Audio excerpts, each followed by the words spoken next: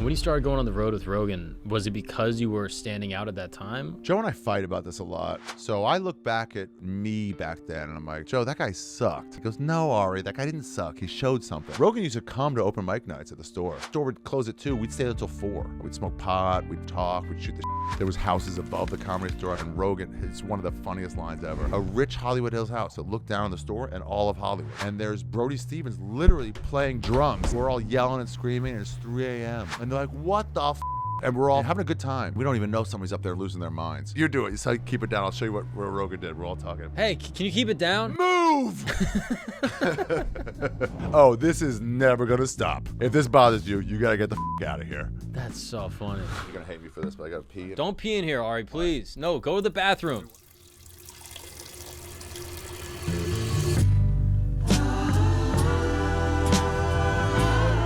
I mean, the shows you did in Romania. Oh yeah, it was so fun. Looks so cool. It was so. That's where my dad's from, so I was really connected. Oh, your dad's Romanian? Yeah. Oh, interesting. Yeah, they left. Not their decision. Yeah.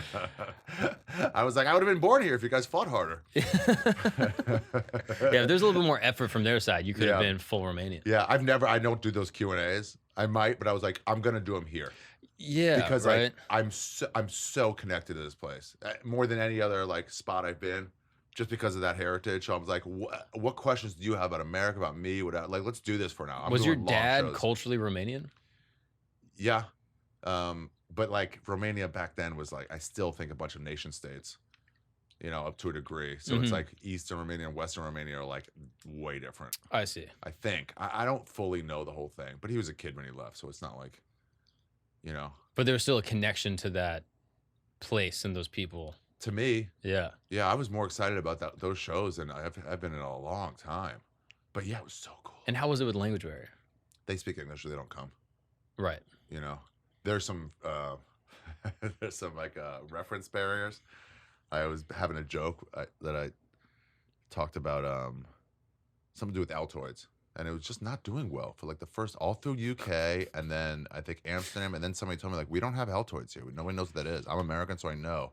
And I was like, no, I saw it. And they're like, and I asked everybody, they're like, we know it. So I had to change the mints. I was just losing them on shit. Bro. Like I know that you're not gonna know what a senator is, but like Altoids, fuck. No wonder it's bombing. The most embarrassing thing maybe that's ever happened to me in stand-up is we went to like Vancouver like 3 years ago or something, and I did a joke.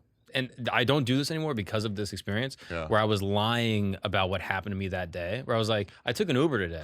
They're like, no, you didn't. And they go, we don't have Uber.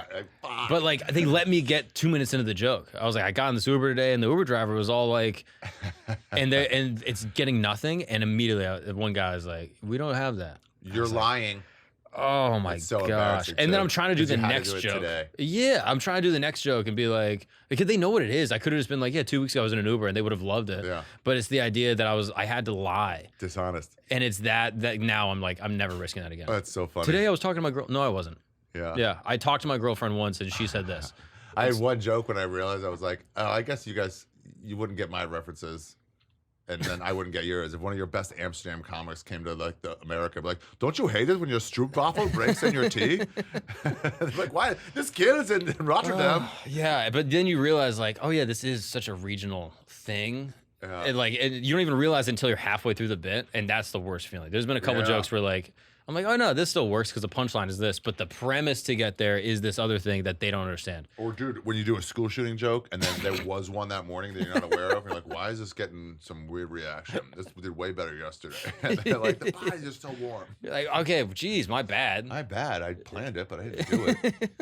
I mean, Romania would be would you do that as a series? Like, what? Travel around the world and specifically like documentary / stand-up, like Bourdain for stand-up. What do they call it? It's this meets this. That's every pitch. Yeah. Every pitch in Hollywood is it's as good as it gets mixed with I don't know, whatever, like Legally Blonde. It is with tech companies like the Uber for weed. Yeah, exactly. Oh my God. And all they're saying is this is not original. There's two ideas that we're just gonna like mime those two. But my idea is original. Bourdain meets Seinfeld. No, it's Bourdain meets Attell's show. Oh yeah. Insomniac. Yeah. It's like you do stand up. What's stand up like there? And then like, what do you? So my extremely original idea. Would you do that? Yeah, for sure. Okay, fine. For sure. What a cool tour. I just got an offer for Istanbul. I'm like, ooh, because like you're going back to Europe anytime soon? My Romanian promoter, he was in town. And I was like, no, I just did the European run. It'll be a couple of years before I go back. I got an offer for Istanbul. Fucking Saunas is sold at 2,000 tickets. I'm like, fuck Istanbul. Whoa. Maybe I'll go just for that and then come home. Dude, I mean, I did shows with Schultz in Moscow. Really? And that was crazy. It was really, really cool. Like, they had just gotten stand-up. Right. Like, all through, like, USSR. Rouse went a long time ago. Jason Rouse. Okay. This people went, and it's like mixed reviews. I wondered, how did you like it? I mean, it was tricky because like 50% of the people are speaking English perfect, no accent. Right. And I was like, where did you study in America? And they go, oh no, I just watch Friends. TV. I was like, yeah, it's what? crazy. Everyone speaks English. This girl's got like a Baltimore accent. She was like, yeah, I was watching this show. I'm like, that is insane. She's like, that was a good show, y'all. Yeah, go Birds. I was like, are you from Philly? And then she was like, no, I grew up in St. Petersburg. And then this crazy thing is, so it's 50% of the people are speaking like dialectic English. And then the other 50% only Russian. And they have a UN translator. Oh, really? That is from the UN. They take out the propaganda parts. It's like, I love voting. Like, I do not love voting, is what he said. Voting's overrated, kablooey. But literally, he was like translating. So you're doing a joke, 50% of the people laugh, and then a second later, the next 50% laugh. Wow, weird. And he's doing it in real time, trying his best. And then yesterday, he was like translating for like some human rights thing. And now today, he's like, penises are funny. And it's like the most insane experience ever. But they just got stand up. So like in the 90s, if you make a joke about the president or whatever, you get murdered. You know what I mean? And now they're in like this punk rock phase of stand up where it's like, yo, we're the fucking, we can say whatever. And so they're like kind of, though. Yeah, they can't. But they're like, they can say way more than they used to be able to. But like, they don't have opinions really. Right. Like, you get into Uber so in America. Slovenia, nobody smiles because it's still remnant from like, if you smile, they're gonna like, why is that guy smiling? Let's look into his affairs. So you're like, hello, they're like a friendly, but they will not smile. Yeah, it's bizarre. And then you get why vodka and alcohol is like so essential, because it is the emotional conduit for the whole culture. Because if you look at Russia, it's like, it is like lush with culture. Like these like Russian poets, Dostoevsky, all these guys, Russian ballet. Like, it is an extremely vibrant emotional culture, but vodka it's is funny, the Russian way ballet into was huge, but being a homosexual is illegal. It's like, what did you think was gonna happen? Bro, I remember when they were like, who's gonna do this? Yeah. I remember they were like, dude, there's no gays in Russia. I was like, you guys invented the tracksuit. Like, you know what I'm saying? Like, Paris Hilton's whole wardrobe is Are they you. all Persian? They can't be. Yeah. But yeah, it's a fascinating My friend place. sent me a clip of like, some people are in such a fucking anti-trans algorithm. It's so funny. Where it's like, you care way too much. Sent me a clip of like in Disney, there was like Snow White with a mustache, helping like little girls pick out outfits, and like, this pedophile. I'm like, no, first of all, there's no accusation of pedophilia. But I'm like, who else would you want helping you pick out a wardrobe than a super gay guy in a Snow White outfit? He's gonna get it right. Yeah. We watch Queer Eye. Yeah. It's a great show. And now they want to help kids and it's wrong. Yeah. That's hilarious. I don't think so. What do you want? Fortune Feimster? It's just gonna be like usable. It's not gonna be fucking, it's gonna be a lot of flannel. It's not gonna be a good outfit. Yeah, you just go to a Bass Pro Shop, be like, take anything you want. But is there any place you wouldn't do stand-up? Like, I don't want to. It's so interesting. I don't want to go to Moscow. I have no interest in Russia. It's not the political stuff. It's never called for me. Was it calling for you at all? I mean, I'm young to the point where I'm like, I'll go to anywhere. Yeah, I'll go to Milwaukee. I'm curious about right. whatever. Okay, so if I'm on a European tour, they said we can add Moscow to the end of it. I'm like, sure, let's do it. Mm-hmm. But I have I turned down whatever Dubai.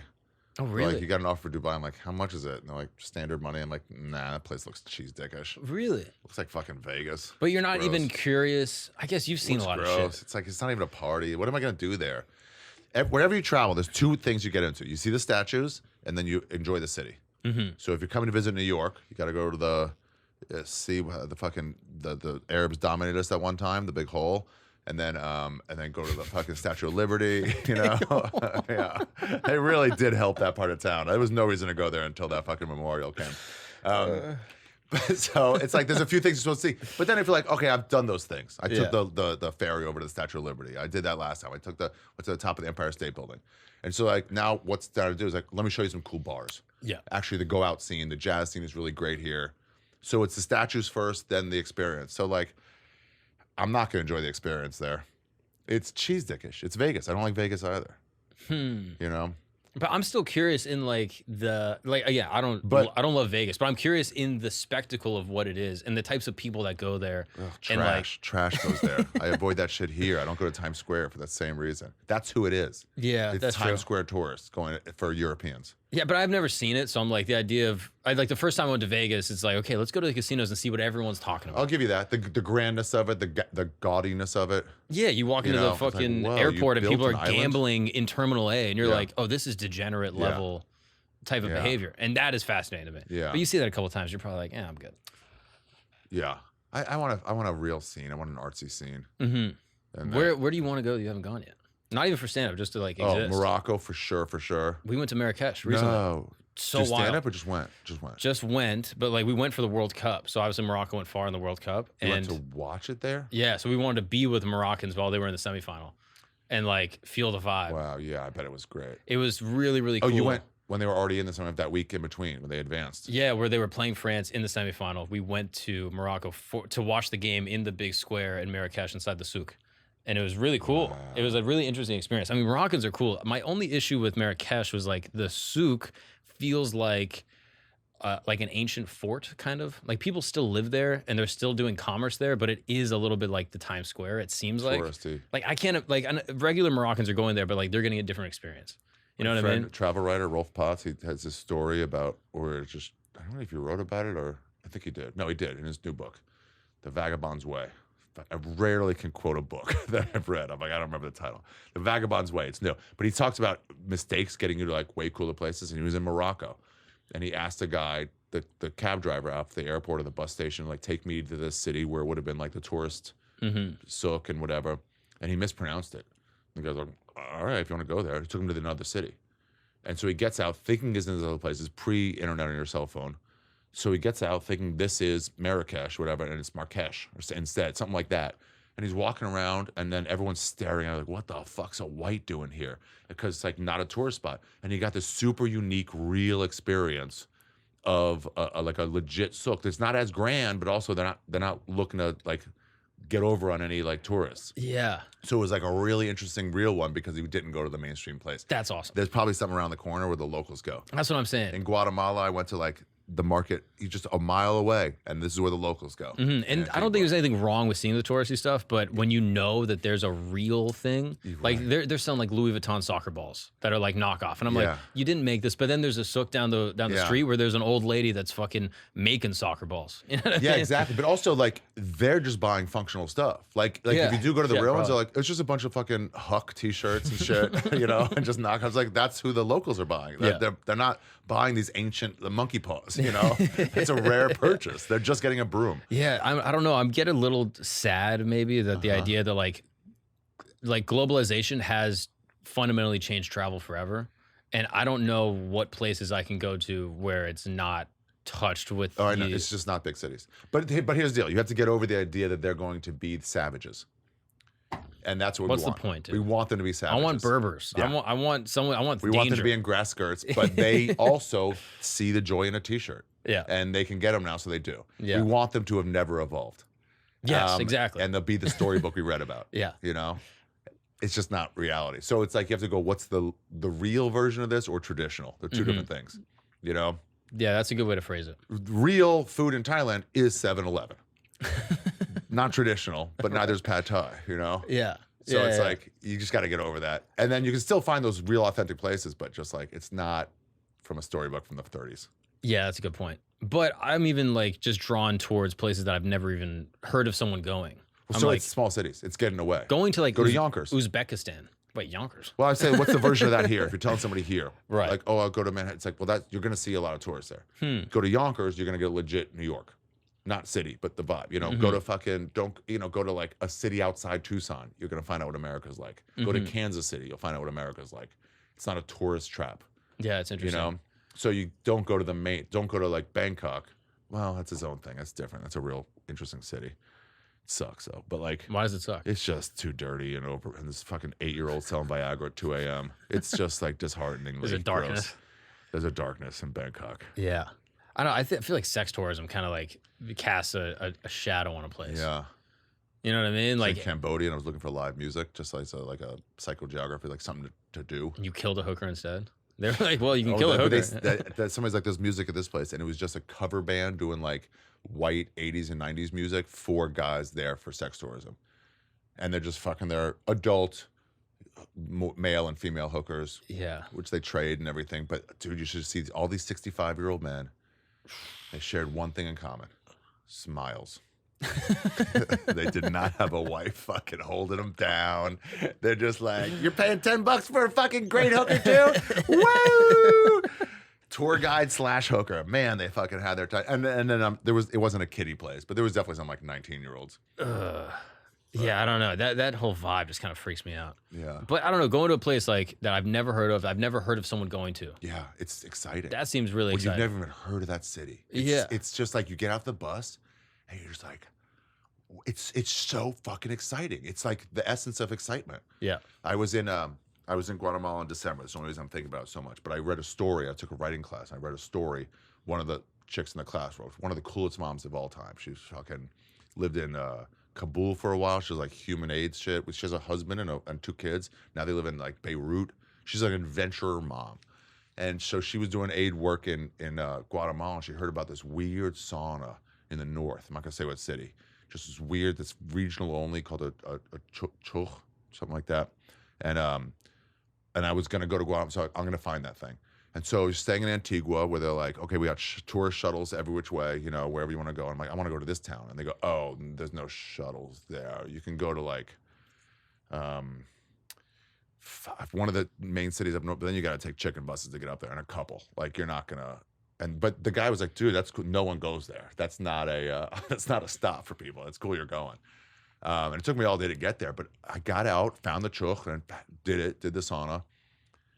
Looks like a doghouse. It's so cool. They take this wood and they heat up volcanic lava rocks. There's tons of volcanoes there. And then they heat up water. This is hot water, cold water. You just pour it over you, bathe, you just sit there and sweat. It's like the sweat lodge. It's so cool. It's similar to like a Mexican one. But the volcanic rock is acting as the... It's super hot, gets the water hot, and you just keep pouring it over yourself as the wood keeps heating up. How many people are there? 1. You could do 2. But like every third family has one. Oh, people just have a personal. Yeah. Have their own personal one, yeah. Is that widespread in Guatemala? No, it's mostly only in the north. They have a different... They call it something different, which is slightly... It's more communal, which is in the south or near like the lake and stuff. It's similar, but like a slightly different one. I forget the name of it. And a lot of times we'll do mushrooms in those. Oh, really? But I found it, did it. She goes, we can do it for you the next morning. And I was like, okay. Went to sleep, and it was a $4 a night hotel. Dogs shitting in the hallways. It's communal bathroom. So cold, I had to light 2 Jesus candles just to stay warm. It was so fucking cold up there. Did it make you want to convert a little bit? Did it make you think about it a little? It made me think about it. It made me think. That's crazy. But I know she's gonna look at me like, that seems sacrilegious for heat. I'm like, no, it's Jesus. I need him in my heart. And how'd you find the hotel? Got out. I think the lady wrote an article about it, and so there's like 2 hotels. One had closed, and another whatever. And then this was there. I was like, sure, whatever. I've stayed in shitty places, and this might have taken the cake, to be honest. Really? I mean, it wasn't a hostel, but like bugs and shit. And it was too cold for real bad bugs, but for sure, yeah. It was up in the mountains, so bugs weren't that bad. But yeah, everywhere. It was not even sealed in. Just the commute and the drip shower that was cold. It's just like, I mean, disgusting. You can't use the water, whatever. But I was there to find this just chug. I thought it was called chuj, but the lady was like, what? Do you mean chug? And I'm like, yeah, I guess I do mean chug. Yeah, that's what I was saying, lady. I'm not from here. You made it a little Yiddish, though. Yeah, I think you're putting a little fun. No, it was an overlap. I was like, no one knows how to say this except for you guys, the mom people, and then whatever. So I did it, finished at 10 a.m., and I was like, all right, let me get out of here. And then I looked around. I'm like, I'm in a place where there's no whites, which I call tourists. I just like whites, you know? And I'm like, what am I in a rush to leave for? Like, this is kind of what I've been looking for. There's a festival like once a year, but the big market day was in that night. So I'm like, I should definitely stay for that. The next day, maybe. Because they do that to make their skin clear so they can sell better. All the women that are selling their markets and their wares, they'll do it the night before market. Interesting. But they're selling to each other, right? Yeah, but Oh yeah, exactly. They're not like it's not Interesting. set up for tourists. Which is kind of cool. They're trying to look good for like people within the community and within the surrounding.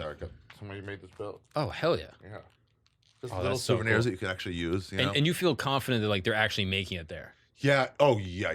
Like you know how you go to some There was places no and tourism. it's like right. No, but they the did Amazon have thing plenty of is stuff shipping it imported. off. But yeah, but the outfits they had are so ornate that the women wear. It's like, gee, it's so beautiful. I got super high in this other town there, and I saw some like handicrafts, and I was just so taken by it. And their Spanish is their second language also, so we could connect. It was like low level Spanish I could keep up with, because they all speak their regional the languages. It's like an indigenous language that they speak. Yeah, but 30 or 40.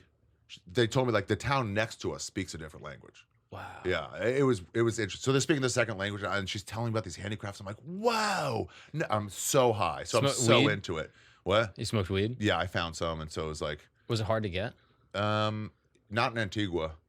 You can find it in Antigua 'cause that's a lot more tourists. So then, you know, the degenerates come to sell weed. Yeah. It's great. But in So Guatemala, cheap. it was like a little trickier. No, Antigua, Guatemala. Oh, It's gotcha. like one of the main cities. Oh, gotcha. Yeah. No, just town square. Okay. Yeah, not hard. Was it good weed? It did the trick.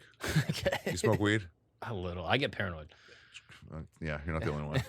Your tolerance goes down immediately. So if you've gone 5 days without weed, it'll do the trick. But I Any feel like shit will do the trick. that kind of weed I could enjoy. Like Yeah. I remember Mexican hearing, dirt weed. When I started smoking, I was like, hey, I don't want to get obliterated. I want to write and smoke. like I've heard people talk about this. Where like we need to make this, but like why is that not available? A to low buy? level weed. Like just boomer Jamaican weed. Yeah. Where like Just like get a little buzz. You can keep smoking all day long and just have this nice buzz. yeah. Like I remember thinking like, how did Jamaicans? I asked my Jamaican friend. I was like, how do Jamaicans smoke all day? I smoked one puff one time and like I'm done for the rest of the Yeah. day. And they're like, yeah, it's not. It's not 38%. It's like 4%. God had nothing Yeah. to do with this LA weed. Yeah. God was not involved in it at all. I'm getting way more into those spliffs. Yeah. They're like, it's just a little weed with cigarettes. And I it's feel so like I would funny enjoy out there. They're like, what? You guys don't smoke that? I'm like, only black people in my country. Oh, that's the only ones who does Yeah, it. only the Browns, and they're Yeah. like, same here. Anyway, found this place, and then I'm there alone. I'm like, let me go around. World Cup, probably that same week. And I'm walking around every storefront in this tiny town is playing World Cup. They So care cool. so much, and they're all rooting for Messi. They're all rooting for Argentina. And at some point, I'm eating one of those tostadas. I'm in a restaurant, and I'm watching Netherlands versus Argentina. And there's a pharmacy across the street, and they're all looking at me like, what the fuck's this white guy doing? Some Guatemalans have been to America for a few years to work, came back to their small town. And then I think in Spanish, she was like, you're rooting for Netherlands, aren't you? I'm like, no, man, you fucking racist. That's racist. No. That is racist.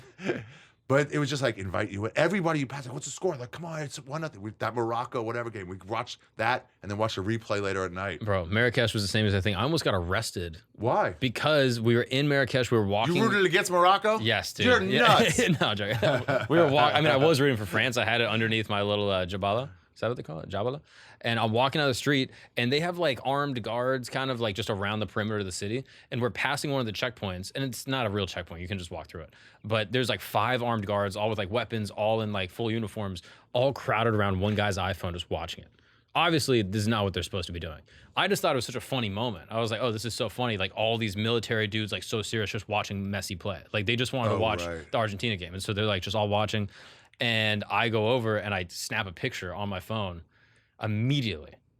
2 guys, like I like take the pic and start walking immediately, like arm on my, like grabbing my arm. Excuse, sir, what is the photo? What did you take? And I was like, I just thought it was funny. I just thought you guys were hanging out. laughing at you? Yeah, I was hope mocking don't you take and your culture. And I was just like terrified. And they were like, you got to delete that. And I was like, okay, fine, I'll delete it. So I deleted it. And then in the back of my mind, I was like, I kind of want this picture because now it's a good story. And so I know it's going to go in the recently deleted. Yeah. Like on the iPhone, you delete it, Oh, yeah. but it's not deleted. Yeah. These Did guys they know? knew. They know. And they go, no. These guys cheat on their wives. They're like, no. Let's Go say to that. the real deleted. And I had to go into the real one, which is like shitty pictures of me in it also. And I'm like, all right, don't look at those, but I'll delete this one. And I deleted it fully. And they were like, okay, go. Wow. I was like, phew. And then everyone else from the group just kept on walking. They didn't even know this happened to me. So they just turned around and they were Dude, like, it's so where's funny Mark? how other countries' militaries don't fuck around. Ours doesn't either, but like you can joke, you can do whatever, but theirs are like, oh, they actually run the country. Yeah. Yeah, and there's not a ton of oversight. Like, if one of these guys wanted to be like, hey, come in the room, I probably would have just been in a room for a while with no real recourse. You know what I mean? Whereas in America, there's like human rights or whatever. Yeah, but they're just like, nah. Bro, it was terrifying. That's nuts. We were in Myanmar, we're in the north. We tried to take like, there was this bus that went like from here all the way around there and then back up there. It was like a 14-hour bus. And we're like, but it's only 4 hours this way, like 5 hours. So like, me and my buddies were like, let's just go this way. Let's take small like vans. And we got out, like, stay here for the night. It's a nothing town. And people like, can't stay here. No Americans, no foreigners can stay here. It's not a foreigner area. They just like, there's some human rights abuses and they just don't want foreigners in certain places. So there's certain regions you can go. And we're like, why? There's a hotel. And they're like, yeah, but not for you. And we're like, well, the van left. We're stuck. They're like, you got to turn around, take the next van south. I'm like, not south. We're going north. And they're like, no. I'm like, can we stay in a monastery? And she's just like, they got someone on the phone who spoke a little English to like from Yenga. They're like, you got to get out of there. And I like pretended to cry. I can get really into like a fake excuse, you know? Pretended to cry. Well, I was like, I got really worked up, and it was like, it's like playing pretend. Like, but we can't, like, you're staying in hostels, you're pretending you're broke. I'm not broke. I can just get us out of this. Right. I can just rent a fucking card for $100 to take us back. You pay someone's whole salary with 8 coconuts. But you got to pretend like you're the other hostel guys. Like, I'm on a $15 a day budget. Yeah. You know? And you look the part a little bit. Exactly. So she got a special dispensation from another hotel to let us stay there. But the guy's doing your favor. Don't fuck around. And we're walking around. We saw a statue near the army barracks. Same thing. We're like, oh, cool. They all come running out, 6 of them with machine guns. What the fuck are you taking a picture of? Like, statue. I don't know. Like, let me see it. What are you doing here? I'm like, I don't know. Where's your passports? It's back in our hotel. Let's go get them. And they marched us back to our hotel. We're like, fuck. And then it was like, yeah, it was just like, those other armies don't fuck around. It's like they're really in the like the life. Yeah. Well, yeah. I mean, that's like everything, right? I just think structurally, like that is like their sense of purpose, and it happens in America a little bit too. But like over there, I feel like there's a lot more pride, and also I think the threats that they deal with domestically are probably a lot higher. You know what I mean? Like I can't speak for every place, they have but like, to actually do stuff. But yeah, like what is like a military cop going to deal with in like, I don't know, Tucson? Nothing. You know what I'm saying? Right, like, right. They're just in their barracks or in their whereas area. like if this bus is trying to take you 14 hours around, like there's probably something happening on this road that's probably they don't want you seeing. Yeah, they're a little freaked out by it. Is that like your most dangerous like experience traveling, or like scariest experience? I've had a few scary ones. Like life in danger type shit? Yeah. Most of them were me like thinking it was scarier than it was because of xenophobia. Yeah, of you course. know, where you like you just think since they're foreigners that they're more dangerous than they are. Until like a week or two goes by and you're like, then you realize if it is dangerous or if it's like totally not. Well, that is like a very human thing though, right? Yeah. Like you see a spider and you're like, that's scary. Yeah, but like that's a nice spider. But if you know the spider, then it's not scary. Then you're You know fine. what I mean? Yeah, you get a local like, what? They're here all the time. Yeah. Well, that's a garden snake. Like, I don't know. I'm not touching it. Like, what? Yeah, well, you're scared of foreigners. Yeah. It's usually been like moped shit or like just dangerous activities more than like the government will put me in. And those, that, by the way, that's a story of a government or a military that didn't do anything to us. It's an almost. Every time somebody's like, take mushrooms, it's like, they always say don't because it's dangerous because they always quote an example of something that didn't happen, something that almost happened. Wait, what do you mean? Like Mark took mushrooms and he took all his clothes off and he fucking went outside to find me. It was 2 hours later and these cops like, what the fuck? And they had to fucking take him back home and like, see? I'm like, see what? He didn't go to jail. He didn't lose his job. It's a story of something that didn't happen. Yeah, that's funny. So it's like, you can't use that as an example of how they're dangerous when nothing happened. You know what I mean? Oh, this guy could have died, but he didn't. Yeah. So that's proves my thing and not yours. So that military thing was another example of how it's not that dangerous. Yeah, you were fucking around and it still was fine. They put me in my place. It didn't shoot anybody in my group. Yeah. You know? The scariest story, though, stern. the scariest one, in my opinion, is Otto Warmbier. You heard about this? Otto Warmbier? This is the kid in North Korea that stole a poster. Oh, yeah. Bro. So there's certain countries that it's on the record. Don't fuck around. I watched that video of him like in the kangaroo court, basically. Yeah. Have you seen this? Where Gaslit, already like, I'm so he's sorry. like, yeah, he's like pleading for his life. But they killed him, right? Yeah, they sent him back to the U.S. like, comatose. Yeah. But like he's in there, 20-something-year-old kid, and he fucked up. Yeah, he shouldn't have stolen the poster, but also like killing someone for stealing a poster is like fucking crazy. But he's in there in the kangaroo court, just being like weeping, like tears of like, I'm going to die, like humanity's at stake, like please don't kill me, I'm so sorry. Wow. And you just see the video and you're like, yeah, there's nothing anyone could do. And all the jurors are like, we think he's guilty. It's like crazy. But it's like, yeah, he traveled. He took a fucking, whatchamacallit, a poster, and You then just that have was to do it. some research, and I don't always do it too. I was in Greece on that European. I think I went from Romania to Greece. I think that was the stop. That one got through. That one got through the speaker. I think the people at home could smell that one. I haven't done that since high school. Is burp and blow it in someone's face. Or the best one, if you had some salami, we call it salami burps, but any kind of meat, you know. Oh yeah. And then what you don't blow it in their face, you leave it. So we had this thing where you like let it ferment in your mouth. So you go like this, you go, and you just hold it, and then you go right over someone's shoulder, and you don't push it out because then it's going to disperse. You let it out. So it's like this. You're like, and let's say this is somebody's head and this is their shoulder right here. You go, and you let it ferment, let it ferment. Like you're doing like a smoke trick. Yeah, exactly. Let's just let the smoke out, like exactly, and then they go, "What the fuck?" It's so fucking good. Oh, that's funny. I don't even know what we were saying.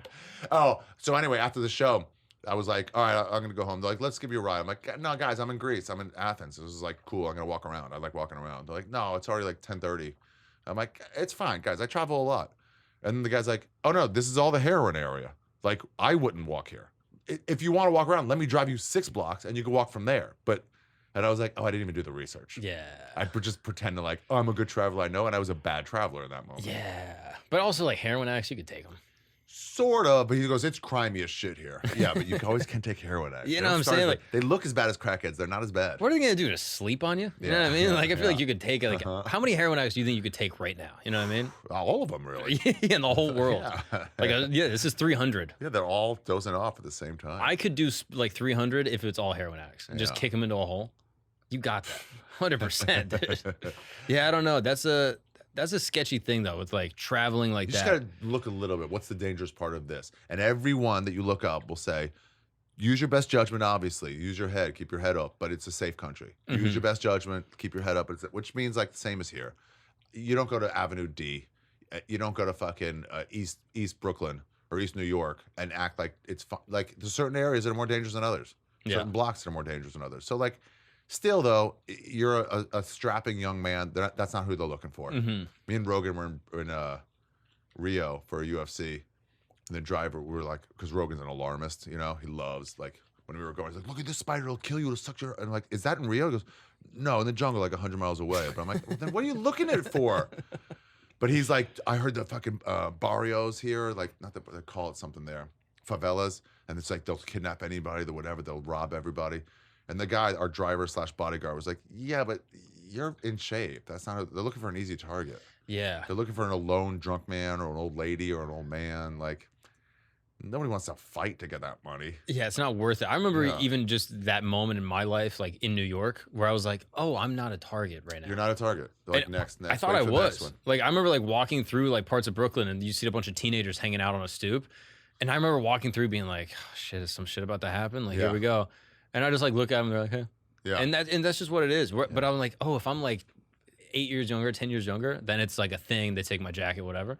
But in my mind, I was like, it could happen. I didn't realize that I had aged out. 3 of them, it's like, but then they get a lot of scraps out of it. You know, they get a lot of cuts, and it wouldn't be an easy fight. Oh yeah. So they're like, not interested. But you're right. If you're a little kid, but I didn't realize that until recently that I'm not a target. I'm not in the window. You know what I mean? I was doing boomers in Ottawa for a festival, and Blues Fest, and wandered out outside one of those 11 o'clock ending festivals. But you're right in the city, just wandering through on the canals. I slept on somebody's boat for a little bit, and just like it was fun as shit. But then I went to a park, and I'm looking around, and the same thing. Like I'm scared. Ottawa is maybe the safest city in Canada, you know, and it's like a government town, and legit, possibly maybe the safest city in Canada. And I'm looking at these people in this park, I'm like, oh fuck! And then it hit me like, oh, I'm the problem. I'm the drug addict. Yeah, I'm on drugs in that park. They're like, shit, this place used to be nice. Yeah, and what happened to this neighborhood? Yeah. Yeah. So mostly it's just like, yeah, when we were on that trip in Myanmar, we saw some guy. We like asked for directions, and some guy, and it's just a very Buddhist place, and it's very friendly to everybody. It's part of their culture. But you think they're gonna get over on me, but they're not trying. We found one guy. And he was like, "Where you guys headed?" He's like, "Oh, it's about a mile down there. It's a long walk. I can take you guys if you want one by one. I can like take you, come back on a motorcycle. It'll take like 3 minutes each way." And we're just like, do you want something from us? Like, you're trying to, like, whatever. And he goes, all right, I'll admit it. I was trying to work on my English. And it was like, oh, all right, you're actually just really nice. That was we his had big this like ruse. scammer vibe on him, but he wasn't at all. Like, 'cause I was trying to. You caught me. practice. Yeah. You caught me. I have an ulterior motive. Yeah. I would love to connect with you. Yeah, it's just like in our heads. Do you ever get a fixer when you go to certain places? A what? Like someone that's like a local and knows the area. Oh, what is that? I call him a fixer. Like you go to like a town in Romania and you're like, okay, there's a guy that lives here that can show me the cool shit. Remember the wolf from? It was Pulp Fiction. Oh, I don't watch movies. Oh. You're gonna hate me for this. I know right. almost nothing about movies. But yeah, that type No, of thing. I wouldn't hate you for that. I hate you for like that movie sucked. I'd be like, well, now we have a problem. You're not into movies. That doesn't matter. But it's just a weird trait that like it's weird. Trait. Everyone always brings up. They're like, oh, The Godfather, right? And I'm like, I haven't seen it yet. I always say yet because I'm going to. You're gonna. I'm just when busy. You're an old man. I just got a lot of shit to do. These movies are so long. But yeah, just getting the a wolf local was is a going to show you fixer. around. He cleaned everything up. I think it was the wolf. Yeah. But well, the cool thing about stand-up is you already have that a little bit, where it's like, hey, what's the cool thing to do? Which I'm like, gotta go check out this museum. You gotta check out, you know. I want the advice that I say, like you would give somebody if they're visiting here in New York. Mm-hmm. Gotta check out this bar. Yeah. You know, in Austria, we're into Austria. My friend lives there, and she was like in Innsbruck, and she was like, "This is great new burrito place. Everyone goes." And you're like, "That's the authentic, not traditional." Yeah. You know. But like, no, I want some. It's like you actually don't want Austrian food. It kind of sucks, you know. Yeah. You don't want Spätzle again, but like, it was cool to see all the young hip people out this burrito like place and like eating them by the water. It was like, so with stand up, they'll just guide you.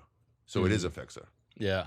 Otherwise, hostels are a great way for it because everyone was already there for 3 days. So like, there's a circle train around this town. I'm like, okay, you want to do that tomorrow? Everyone's so friendly at hostels and like looking to make friends. Do you have any interest in going to like more remote, like rural, almost like tribal places? Yeah, the Amazon was really cool. I really loved that. You went into the Amazon? Yeah. For how long? A few weeks, but then different trips in there. Oh, really? Yeah, different trips in there into some of the cities in the Amazon, and then like a lodge for like a full week or more, like deep, and like take a river in, you know. Oh shit. Yeah, river boat to like get on a kayak and then go upstream and it's like like deep in the jungle. It was fun. It was fun. I loved it. Everything was breathing. Everything was breathing. It's like mushrooms without mushrooms. Yeah. You're in there and you're like, oh, I'm inside Everything's a mechanism. breathing. Yeah. And it's all everything's working living together. and dying at the same time. A tree falls, immediately starts getting broken down by the whatevers, then the parasites, which makes mushrooms or whatever come up, which helps break it down more, which helps give like the birds something, and their shit helps break down. It's like everything's going and moving and coming, and they create soil, which makes new plants and like and there's just animals, screaming animals late at night. And Homo sapiens are like a part of it. They're just there. They're beating it back. So the big cities too, like it doesn't. I try not to say cities days, but like deep cities is like they're beating back the jungle at all times to keep some pavement down. You know, because if they leave, there's no city in like 4 years. You know, it's just you won't even know it. It takes over so quick. Yeah. Oh, I love the Amazon. And you spent a week there. A week deep in there, but there's also the border cities. And what are the people like that are living deep in the Amazon? They're indigenous, which in Ecuador they have kind of strong indigenous rights. Guatemala is the most I've seen in terms of indigenous rights because they're like mostly that. I think they're majority. And what type of privileges do they enjoy? They're just like more part of the government. They're more part of. They're just not like our indigenous are like. Yeah, it's a fucking shame. We haven't fully wiped them out yet, but like, you know, I mean, but it's like, they don't really have any voting rights. Go in your little vote, plot, but they can't like make get a change. casino. Yeah. In Ecuador at least, it's like they're 25% of the, but so they have a big voting block. Wow. You know, like the Jews in city elections here. It's like, oh, you actually have to like see what they want. Yeah. Because that's a big vote. Yeah. And they all vote together. The indigenous all vote together. So they're always like, don't forget, vote Party 17 on Wednesday. You have to vote in Ecuador. So they just have leverage, just due to numbers and unity. Yeah. And their big issues are, their single issue is like less fracking, less mining in our areas. Don't tear up the jungle. This is where we live. There's also uncontactables there. Oh, really? They don't vote, which they're like decided like you'll die if you go there. Just this is their border. You don't go in. Oh, interesting. I've heard of the uncontactables in like near the coast of India. Off the Sentinel Islands. Yeah. But I haven't heard of them in the Amazon. Yeah, so there's some there too. But it's just they get their food immediately, do a little, gardening, but like it's hunting for shit, and They mostly hunter gatherer. I don't know. I mean, it's all kind of modernized. So they have concrete areas, Sure. but it's like Little like gazebo type. dingy. And people are like, I could live like this. Like, then you could buy a place for $500. Could you live like that? No. No way. Yeah, it's people are like, I could live this life. Nothing's holding you back. Not even the money's holding you back.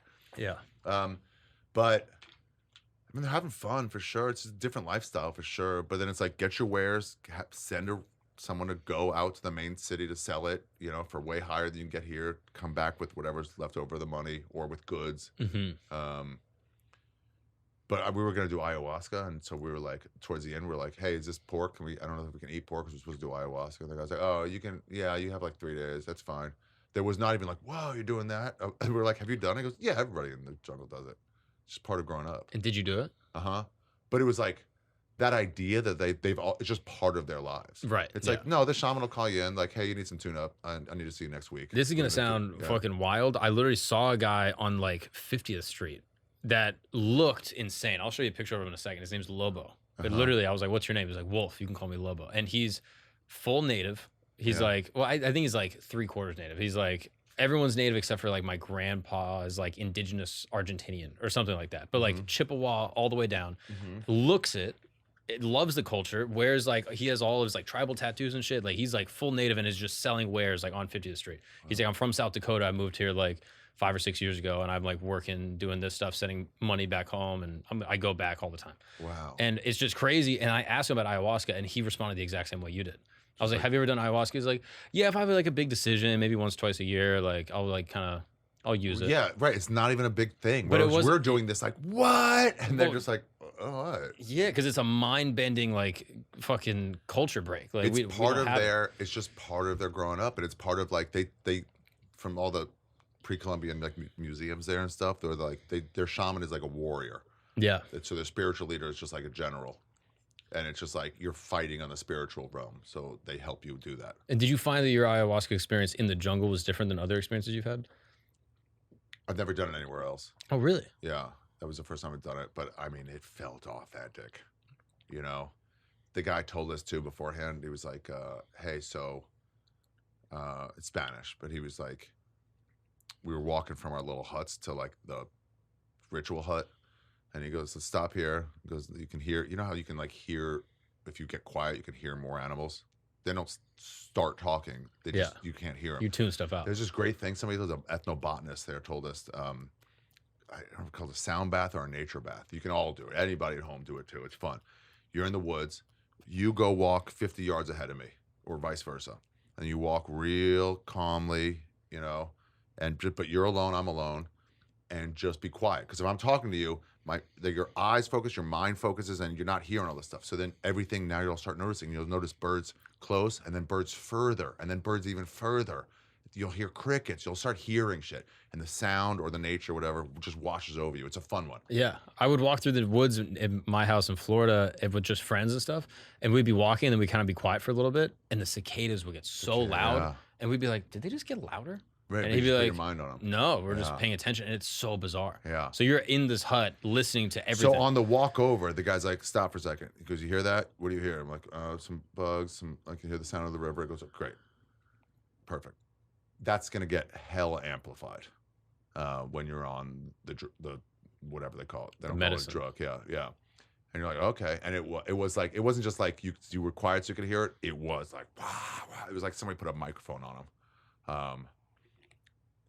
So you did really feel like connect to it. Also, I'm glad that I spent 8 or 9 days in the jungle before that, or at least in the forest before that, so I could feel connected to it, which I would like recommend. And like, don't go right there and do it. So it's hella scary, but like once you've been there for a bit, like, okay, there's no snakes about to get me. Yeah. It kind of takes some of the edge off. Yeah. And what sort of things did you see? Did you see Mother Gaia? It's just very interesting. Everyone has this different experience. It's you just see the truth. It's like a version of mushrooms, just on another level of it. It's just like Mama Patra is what they call it there. It's nature. Mama Patra, that's cool. Yeah, everyone I play cards with, they're like, help me win, Mama Patra. Like, you can't ask for this from her. You're behind on points. It's just, everyone sees their own thing. Did you feel like your upbringing and like the religiosity that you grew up with influenced it at all? No, it was its own thing. Interesting. Not even aware of Judaism. I It's grew not. up so Catholic Yeah. that like recently I actually had a mushroom experience that was like transcendent. I didn't do any psychedelics at all up until I was like 20, literally like this year. Just because I was like, my brain's still forming. Like, I don't want to fuck with this. Like, I think this is a very serious thing you should treat with respect. Yeah. And so I was like, yeah, I don't want to fuck with this. But I did this mushroom experience. It was 1 gram in the woods, and it truly changed my perspective on it. 1 Insane. gram. It's so fucking interesting. Mushrooms just does what it wants to you. But I was so You're focused. like, I didn't even take that much. And you're like, it's not up to you. I was focused. I did like meditation before. I like had intentions. really? Like I was like, I talked to a psychologist that What was your specializes. intentions? Don't like tell me exactly, but what's the type of things were they? The intention was like presence. That was the main thing. Like, how do I be more Getting more present? presence? Present more in my life. Like, I spend so much, like, I'm doing stand up and I'm like, oh, but what about my special? And I'm doing this pod and I'm like, but it needs to be more. And I'm like, constantly, I'm in college and I'm like, oh, I should be thinking about my career. And like, it's just constant looking at the future and kind of being anxious about things that haven't happened. Right. And I just don't think it's a good quality. I don't think it's like fair to my wife. I don't think it's like good for my kids one day, just to constantly be thinking about other things. And there'll be times where I'm at dinner with my wife and I'm just like side channeling, like, okay, I got to do this. I got to work on there right now in this great moment with a fucking woman who loves you. I'm having the best time, but I'm not even enjoying it because I'm just constantly, okay, I got this joke I need to figure out and this show's coming up and I got to sell tickets for this. And it's just like an awful affliction to be dealing with. So I was like, how do I be more present? And what was interesting is in the experience, I was dealing with a different issue that ended up actually fixing the main issue. And the different issue was just fear. So I'm like in this experience and all of a sudden I'm starting to kind of see things moving. And I did a lot of research before. So like none of this, like the side effects or like the effects rather weren't foreign, but I'm seeing things kind of move. And then I'm feeling this like wash over of like sort of like kind of peace and like just interesting like bodily sensations. And then I grew up so religious. My parents are like deeply Catholic. And I was like, okay, what if I start seeing demons? That would be really scary to me. To this day, I'm afraid of demons. It's just the gay, like most people are afraid of like serial killers. I don't know what people are afraid of. Most people are not afraid of serial killers, but yeah. I'm truly afraid. Women are who listen to podcasts. Yeah, I guess. They're all super afraid. I thought everyone was kind of afraid of demons. I didn't know this was an affliction only I dealt with. I truly I love those. What? That's just me? You're finding out like, Dude. oh, I thought, what? What is everyone else afraid of? I would go into my apartment at night and be Blacks, alone. Mark. Blacks. Oh, what was I calling them? Oh, yeah. Demons. But like literally just being like, okay, what if I see a scary thing? Yeah. And so I'm laying there, I'm in the fucking hammock and I'm like, okay, don't think about demons. And I open my eyes and I'm like, okay, I'm just not going to think about them. But then I'm just sitting there like, I'm just going to stay here with my eyes open for the next 3 hours. Yeah. So then I was like, no, I'm going to face the thing. I remember we had Graham Hancock on the pod and he was like, if you see the snake, jump into its mouth. Whatever Go the right thing at you're it. afraid of, confront it. Whatever you see is on the other side of what you fear the most. So I'm like laying there and I'm just like, all right, let's see this demon. Where is it? And I try to stare at it and then it just evaporated. I couldn't even visualize the thing I was afraid of. And then it just went away.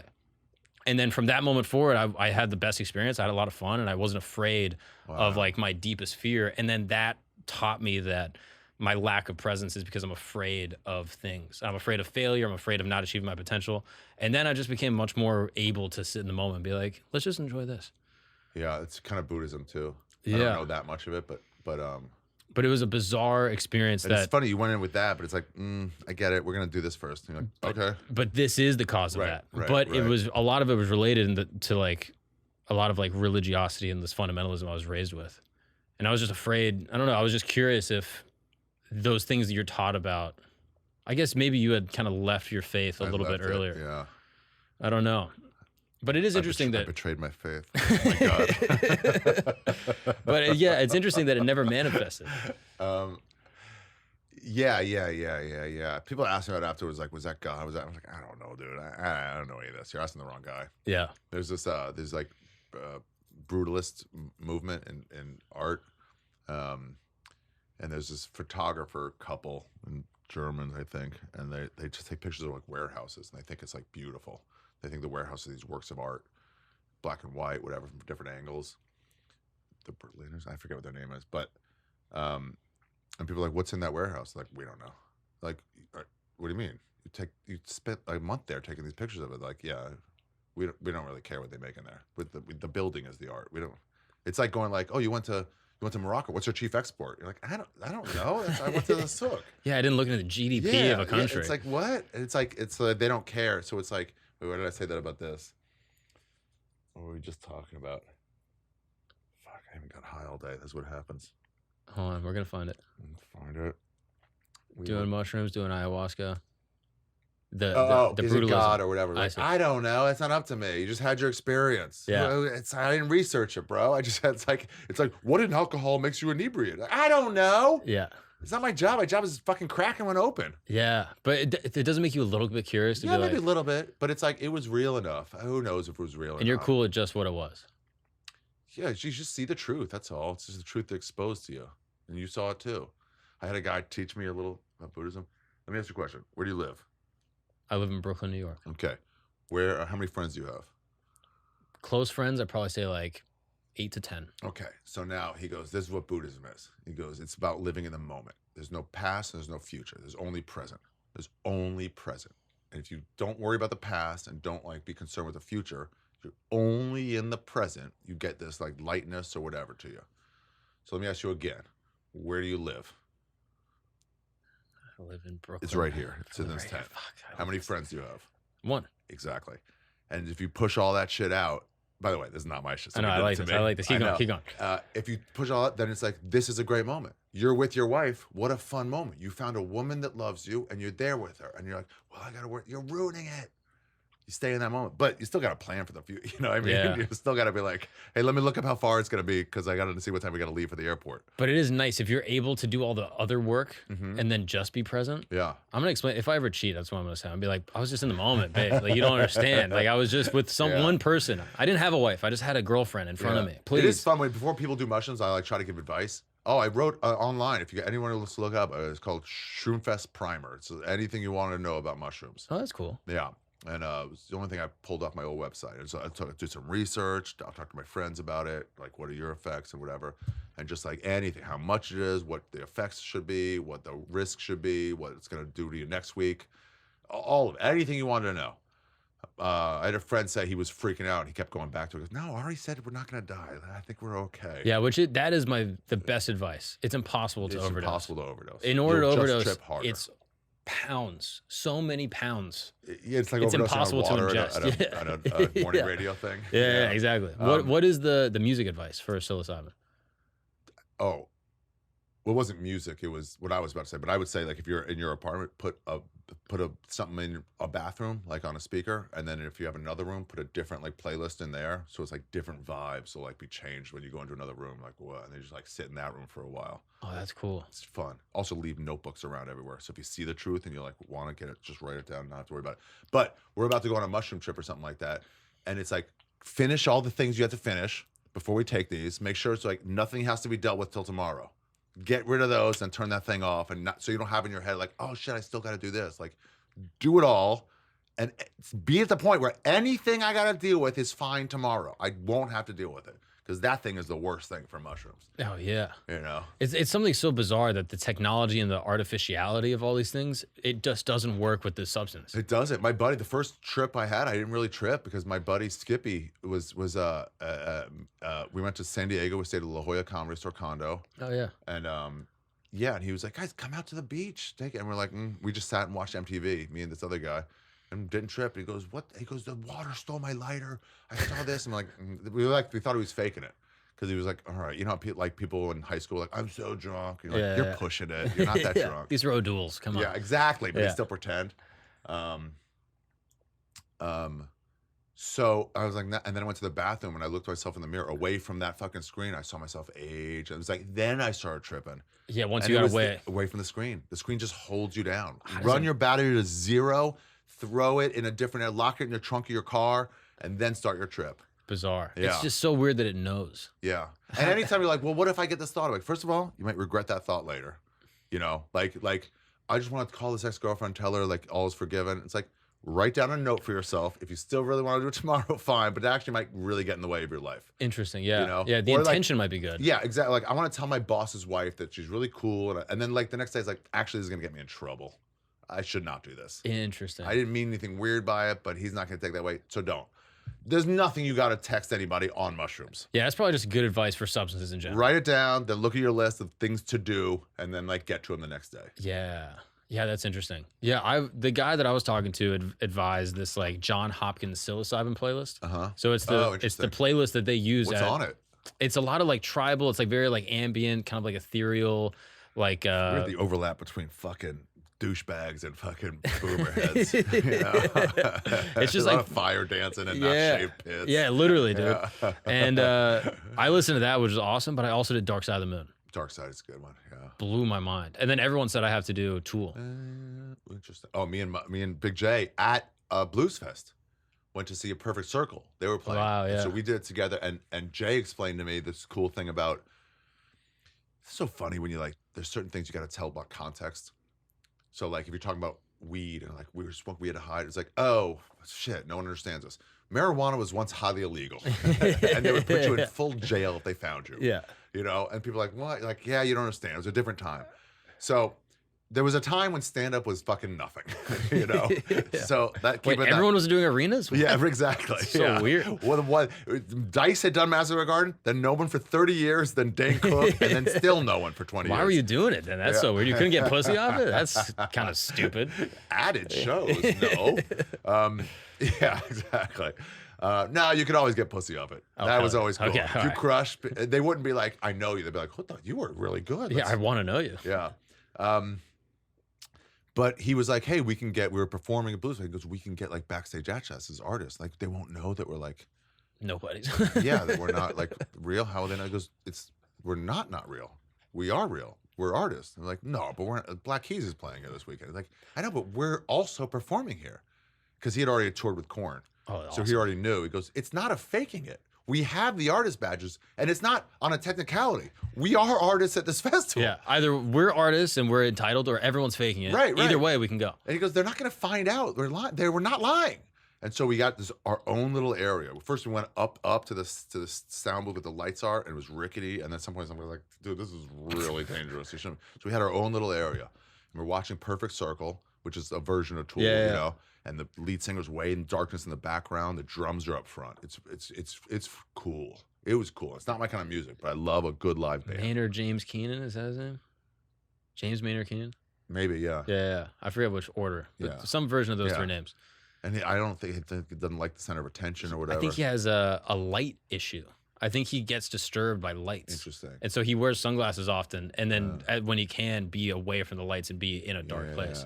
It's not epilepsy, but it's some type of other like light sensitivity. Yeah, interesting. But it looked cool as fuck. It was definitely a mushroom, I guess, adjacent show. It was cool being it was there. So cool. And then we'd go to the bathroom. Me and him both had the experience. We go to our own outhouse because it was in that like, not artist area, but for the roadies and whatever.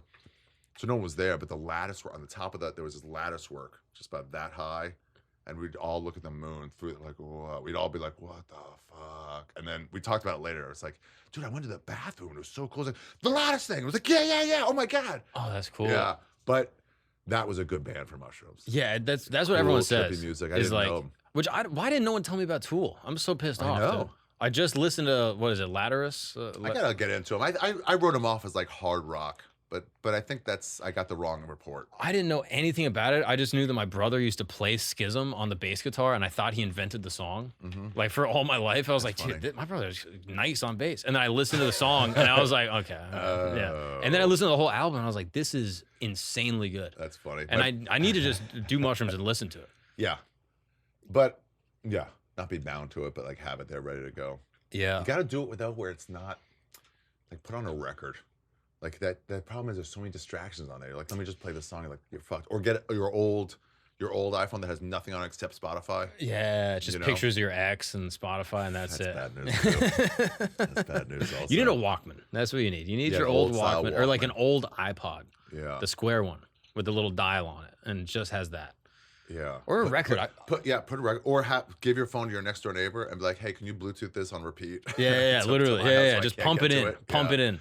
Do you think there's any difference in like the way the music is administered? Like, do you think live music hits hard, but like that physical vibrations of the sound coming through? You're gonna hate me for this, but I gotta pee and I don't want to. Don't pee here, dude. Come on, no, don't do it. Why? Don't pee in here, Ari. Please, no. Go to the bathroom. Tell me why? No, because this is a nice table. I spent a lot of time. I'll pee in here. No, pee in the. Come on, Ari. Okay, hold on. We're still talking. We haven't negotiated yet. Is your fear that I'll miss? Wait, are you actually gonna pee in the bottle? Yeah. Well, yeah, do it. Okay. I thought you were gonna pee on the table. No. And then that was gonna bother me if you just peed directly onto the table. So he's headshot, I guess. But anyway, as we were saying, I mean, it does look like my tea. It does.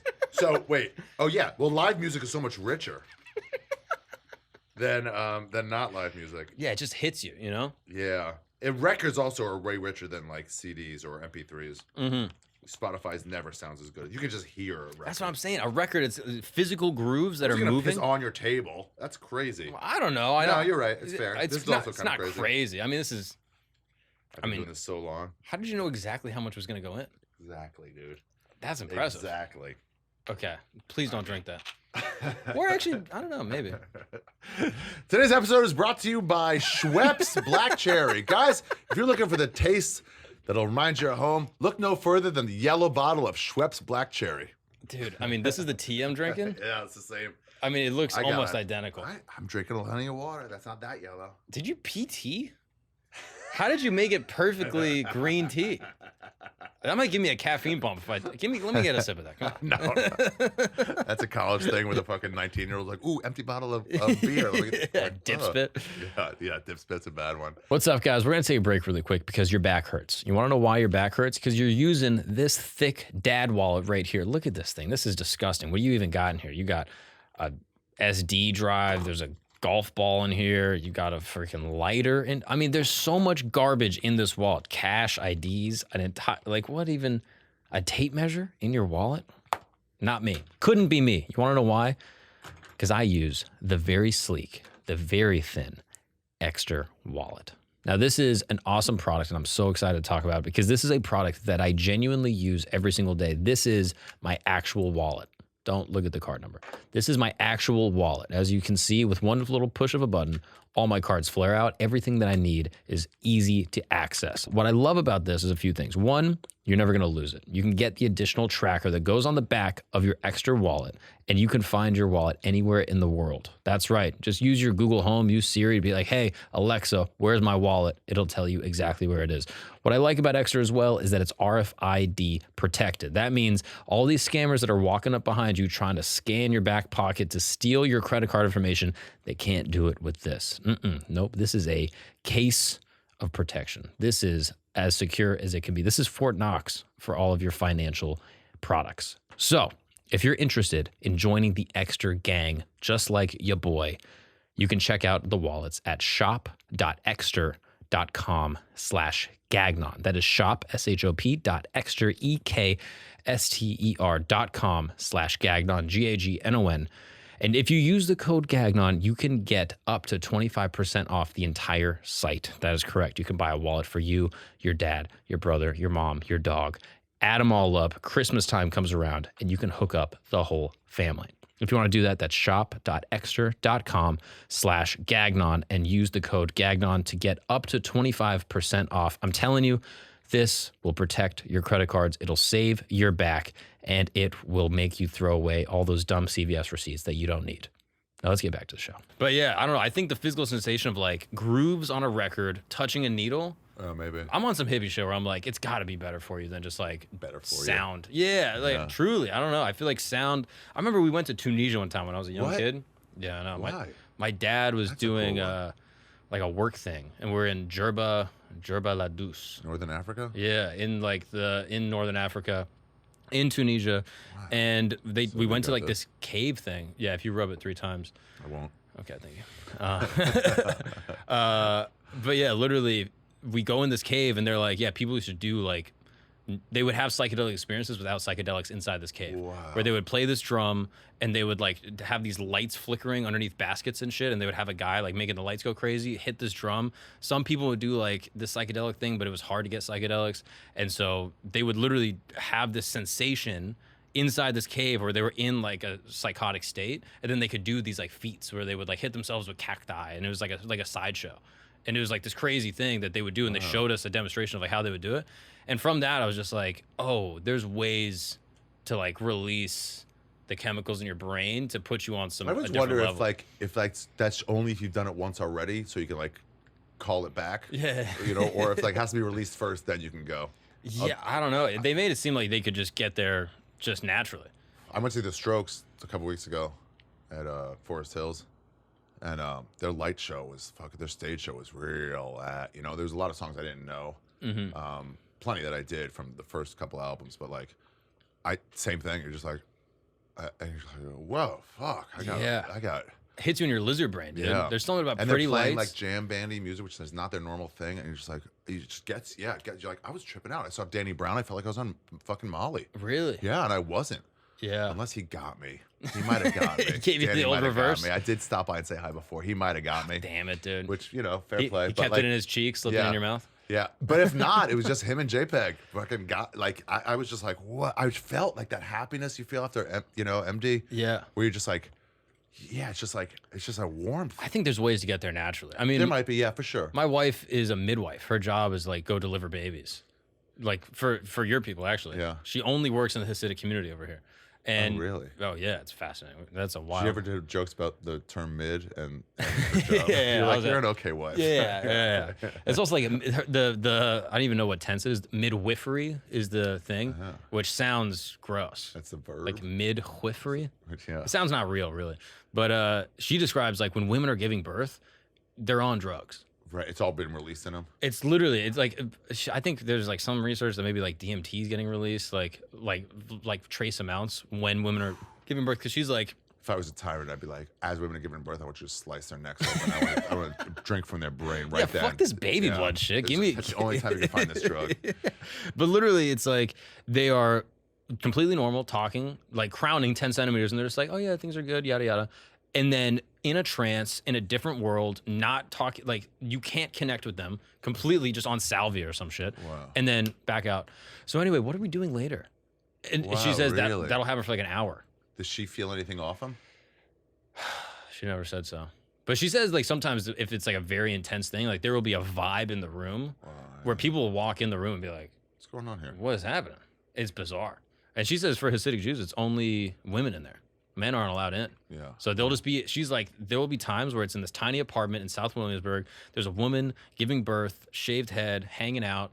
And then there's the husband in the other room praying incantations loudly, echoing through the halls. And like, it's like the most bizarre, like tribal experience. Like you get this like vibe. So funny, we're used to Orthodox Jews and Hasidic Jews, from being around New York and stuff. But like, if they were never seen one, then you went to like the old country in Romania and saw them, like, what the fuck? They're chanting and they're doing this weird shit. All the women have these wigs on. All the men are wearing fucking. Well, that's most of America when they come here. Yeah. You know what I mean? Like I tried doing Orthodox Jewish jokes in like around in fucking Oklahoma, and people are like, the hat people? Yeah, it's funny when those guys fly home to New York because they're at the airport with people who have never been to New York and never will. Yeah. You know, or in other countries, like, what the fuck is that? These Amish got ugly haircuts. They don't even understand. Yeah. Like, it's crazy. But yeah, there's a primal nature to like childbirth that is fascinating. And I'm assuming there's got to be like primal. I mean, you're shoving a fucking thing out of your puss. Yeah, it's wild. And they know what to do. That's the crazy thing. Like, they know what position to be in. Like, yeah, before the internet, they already knew. They did it. They weren't guessing. But like this whole idea of like, put them on their backs. It's like the worst way to have a baby. How do you do it? Like crouch down. Like you like let gravity kind of work with you. Oh, really? She says this weird thing where when they sit on the toilet, there's already a Pavlovian response in their brain that when they're sitting on the toilet, their muscles could like release. Hey, it might be now. Their muscles just kind of like relax. Like there's so much tension built up that like when they sit down on the toilet, they relax and then they're like immediately have a baby. Wow. Crazy, right? Yeah. But like women know what to do. The only reason they're on their back is because some doctor's like, let me check it out. I know somebody who used to work at the U.S. Patent Office, and so all you need to get a patent is have it not infringe on another patent, and that's it. You don't have to show. That might be one of their like rule, but it didn't. You don't have to show usage or why it's gonna be good. So the fun ones, like they have a standard, like put wheels on anything, and it's a new patent. You know, the microwave was patented, and then the microwave with a clock on it was another patent. It was like it's a different thing. It's like. What a technicality. Yeah. But like it's like Talmudic patenting. Yeah, exactly. But one of them, his favorite one, was a method of inducing birth by use of centrifugal force. So they would strap a woman onto, that thing where their legs are up, the stirrups, you know, and whatever. I don't know what, chick doctor shit. And by your head, it would spin. Your head would stay in the same place. So it'd spin like this. Mm-hmm. Your head right there. Your head wouldn't move, but it'd spin around. At the end of your feet was a net. and it would spin you faster and faster and faster until the baby would fucking, pop out and go into the net for safety. Goal. Yeah. Now, of course, invented by a man. Yeah. No woman would ever use. I don't think they ever sold one, but that idea is like, what a great way to have That's a so fucking funny. baby. I mean, have you seen the one where they have? I don't even remember what culture did this. There's like a sketch that they had where like they tie a rope to the man's balls, and then when the woman contracts, she's able to pull on the rope so that he feels the pain that she's feeling. Wow, that's interesting. Which, like, first off, I was like, look, God punished y'all with that. Yeah, we didn't have. We have to suffer. Yeah, our punishment is we have to work, and I'm working. There's no reason for us to suffer. Your punishment is you got to have painful childbirth. That's You God. should feel like, why? What? Why would you do that? God's not fair. Talk to him. He's the one that made the if rule. your friend's sick, he's like, okay, come sneeze in my face. So I can also like, no, yeah, fucking get better. Yeah, but that was like the whole thing is they got to like fucking yank on it. I don't know. That seems too intense for me. Yeah. But I don't know. Even just like a lot of childbirth shit. It's like primal, built into your brain, and we know what to do. You just wouldn't know what to do. Or like, do you ever see dogs above water? They just start going like this. How Babies weird. can swim without any training. They have grip strength. They know how to hang on shit. Yeah, you can throw a baby in water. It'll float and start swimming. Yeah, I mean excuse me. You should throw babies into water. If you see a baby, chuck it in. Well, you've seen those videos where they try to teach kids how to swim, right? And they just like, you haven't seen these? Or they're like, oh, kids swimming thing. And they literally just throw them in the water. And I'm like, you could put them in more gently. But literally all the videos are just like fucking Sparta kicking them in. And they're like, no, they figure it out. It's crazy. But yeah, I don't know. Like there's stuff where like when the baby comes out, women are instinctually wanting to put it on their chest and kiss them. Really? And there's a thing that they're looking at, apparently it's scientifically proven. I'm not a scientist, I don't fucking know. But basically like they're ingesting germs from the baby that then it's going into the breast milk that then is making more specific breast milk for the kid. We've evolved over thousands of years to do this. And oftentimes in the hospital, they're like, all right, we're going to take the baby, we're going to cut the umbilical cord, we're going to move it over here. There's things like with the placenta, like the placenta. Oh, yeah, you're supposed to eat placenta. That's what people say. It's kind of controversial. Apparently, it doesn't really do anything. But people cut the umbilical cord super early when if you just leave it to let it drain out, there's all these nutrients that are going into the baby that people are prematurely cutting off. Oh, yeah. Which is just fascinating because, like, you think about it, every other animal does it the way that they instinctually feel. It just, yeah, what do they gnaw it off? They gnaw it off after a while. They let it drain out where it's completely empty and it's Nothing's like, left. And there's nothing left, and then they chew it off. And it's like humans, a second it's out, cut it, move it over, put it in a NICU. Wow. I mean, none of this applies to you, but No. yeah. I mean, I don't think I'll circumcise my kid.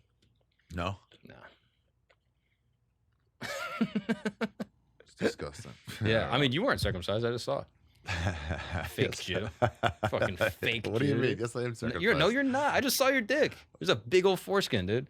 That's a giant head, dude. No, that was. Those are my balls. That's what it was. Yeah, they're droopy. No, it looks like a bucket hat. It looks like you right now as your dick. That's what it looked like, dude. You had a fat foreskin, dude. It's just a lot of skin. I'm a grower, so you gotta have that fucking, that pit bull face. Yeah, it's just like a little turtleneck. Not pit bull. Did you feel like any of your drug experiences helped with career anxiety? Did you ever have career anxiety? Yeah. When you were first starting, did you ever feel like? Yeah, there was no path. Now it's such a path to success. There was no path to success back then. There was a couple comics who were making money. Did you feel scared when you first started? They're like, okay, I'm not going to be on the Tonight Show because I'm not clean. Well, I wasn't anything yet. Do I have to be clean? Month or week or two, even maybe a year, I was like trying to be my friend says this. Everyone starting comedy is doing an impression of a comedian. Yeah. They're like, so I was doing like Lewinsky jokes and like the stuff I'd see on the Tonight Show. Was there a specific person you were trying to be, or you're just emulating? Just like, this is what a comic is supposed to be. And then you find your own voice, they call it, But, yeah. But then once I was like kind of filthy, it was like, oh yeah, that's, can't do that. Or, I mean, I guess I was for a while, like, I guess I could be clean just for that. But they never called, you just do your own thing. And then they called. Mm. Once you do your own thing, they call. But were you okay just being like, if it didn't pan out? Well, in the beginning, it wasn't even like that. It really was Buddhism in the present, where it was like, we're just having fun. I learned how to do a callback today. I finally did one. There was no like, what are you going to do with this? Like, probably nothing. I haven't thought of that. It's like, I imagine going to like a little leaguer. Like, you think you can play this professionally? And you're like, we're just fucking around, man. Eating orange slices with my friends. Yeah, we're just having a good time. Yeah. Yeah. That's what a weird thing to like. Even in college, you played in college. Most of them aren't like, I'm not going to play pro. I'm not even thinking about it. Yeah, I'm trying to party and like fuck around. Yeah, I'm just on the golf team in my high school. I don't know what's pro. No. And how long did that sensation last, where you're just like, I don't know, but this that was is the fun. best time. Ralphie told me that once, May. He was like, I met him and he was like, how long are you doing comedy? I think a year, maybe 2 years, I forget. He goes, oh, this one is just fun. And I was like, what an idiot. I'm starving. I can't afford food. Yeah. But man, he was right. It's just, no one's competitive yet. There was nothing to get or not get. No bitterness. I mean, no one had yet started fucking other people's girlfriends. It was just so fun and friendly. I remember me and Duncan out in Hollywood, and we were just like with this other guy. I forget this other guy. He was doing this like dance, like Hollywood. We're just having fun. We're just broke and having a blast, trying to figure shit out. God, it was great. So the idea that like, what can you do with this? It wasn't even crossing our minds. We were just really having fun. Telling us like, there's no open mic at a coffee shop up in Topanga. Like, oh, really? Okay. There's a 12 o'clock mic in the valley. Like, oh, sweet, I can do that, and then come back and do my night mic. Yeah, what a blast it was. Yeah, that seems like the most fun time. God. And I feel like a lot of those, Some of them went on to become like real comics. Like who? Duncan. Yeah. I met Segura like a little bit later, but not really. Brent Azizi. Like, these guys do TV shows and like headline theaters. Like, but we were just like doing coffee shops and trying. Like we talked about earlier, it was like I don't remember all the guys that fell. I don't remember who that third guy was with us. I remember there was a third guy with us, but he stopped. So that was 20-something years ago. But it's just such an interesting like path and time. I don't know if you reflect on it. I look at you in that sense where I'm like, this guy lived maybe the most unique like time in life in comedy. You know what I mean? It was like so fun. It was a change too. It was the changing of the guard, starting of podcasts. You create one of the first podcasts. That's the other thing about it. You have to know what the time was like. I have to explain to you. There were no podcasts. So this idea like, how's this podcast gonna be big? It's like, oh, we just were trying to shoot the shit and have a couple hundred listeners. Yeah. There wasn't even a thought that ads would come. You know, maybe you can get the word about an in-town LA show. Maybe you'll have 10 people show up for that. But like, it's really just to do it for like, to do something creative. There was no, it's so corporate now. I don't even put judgment on it. I'll learn from Dolly. But it's just a different thing now.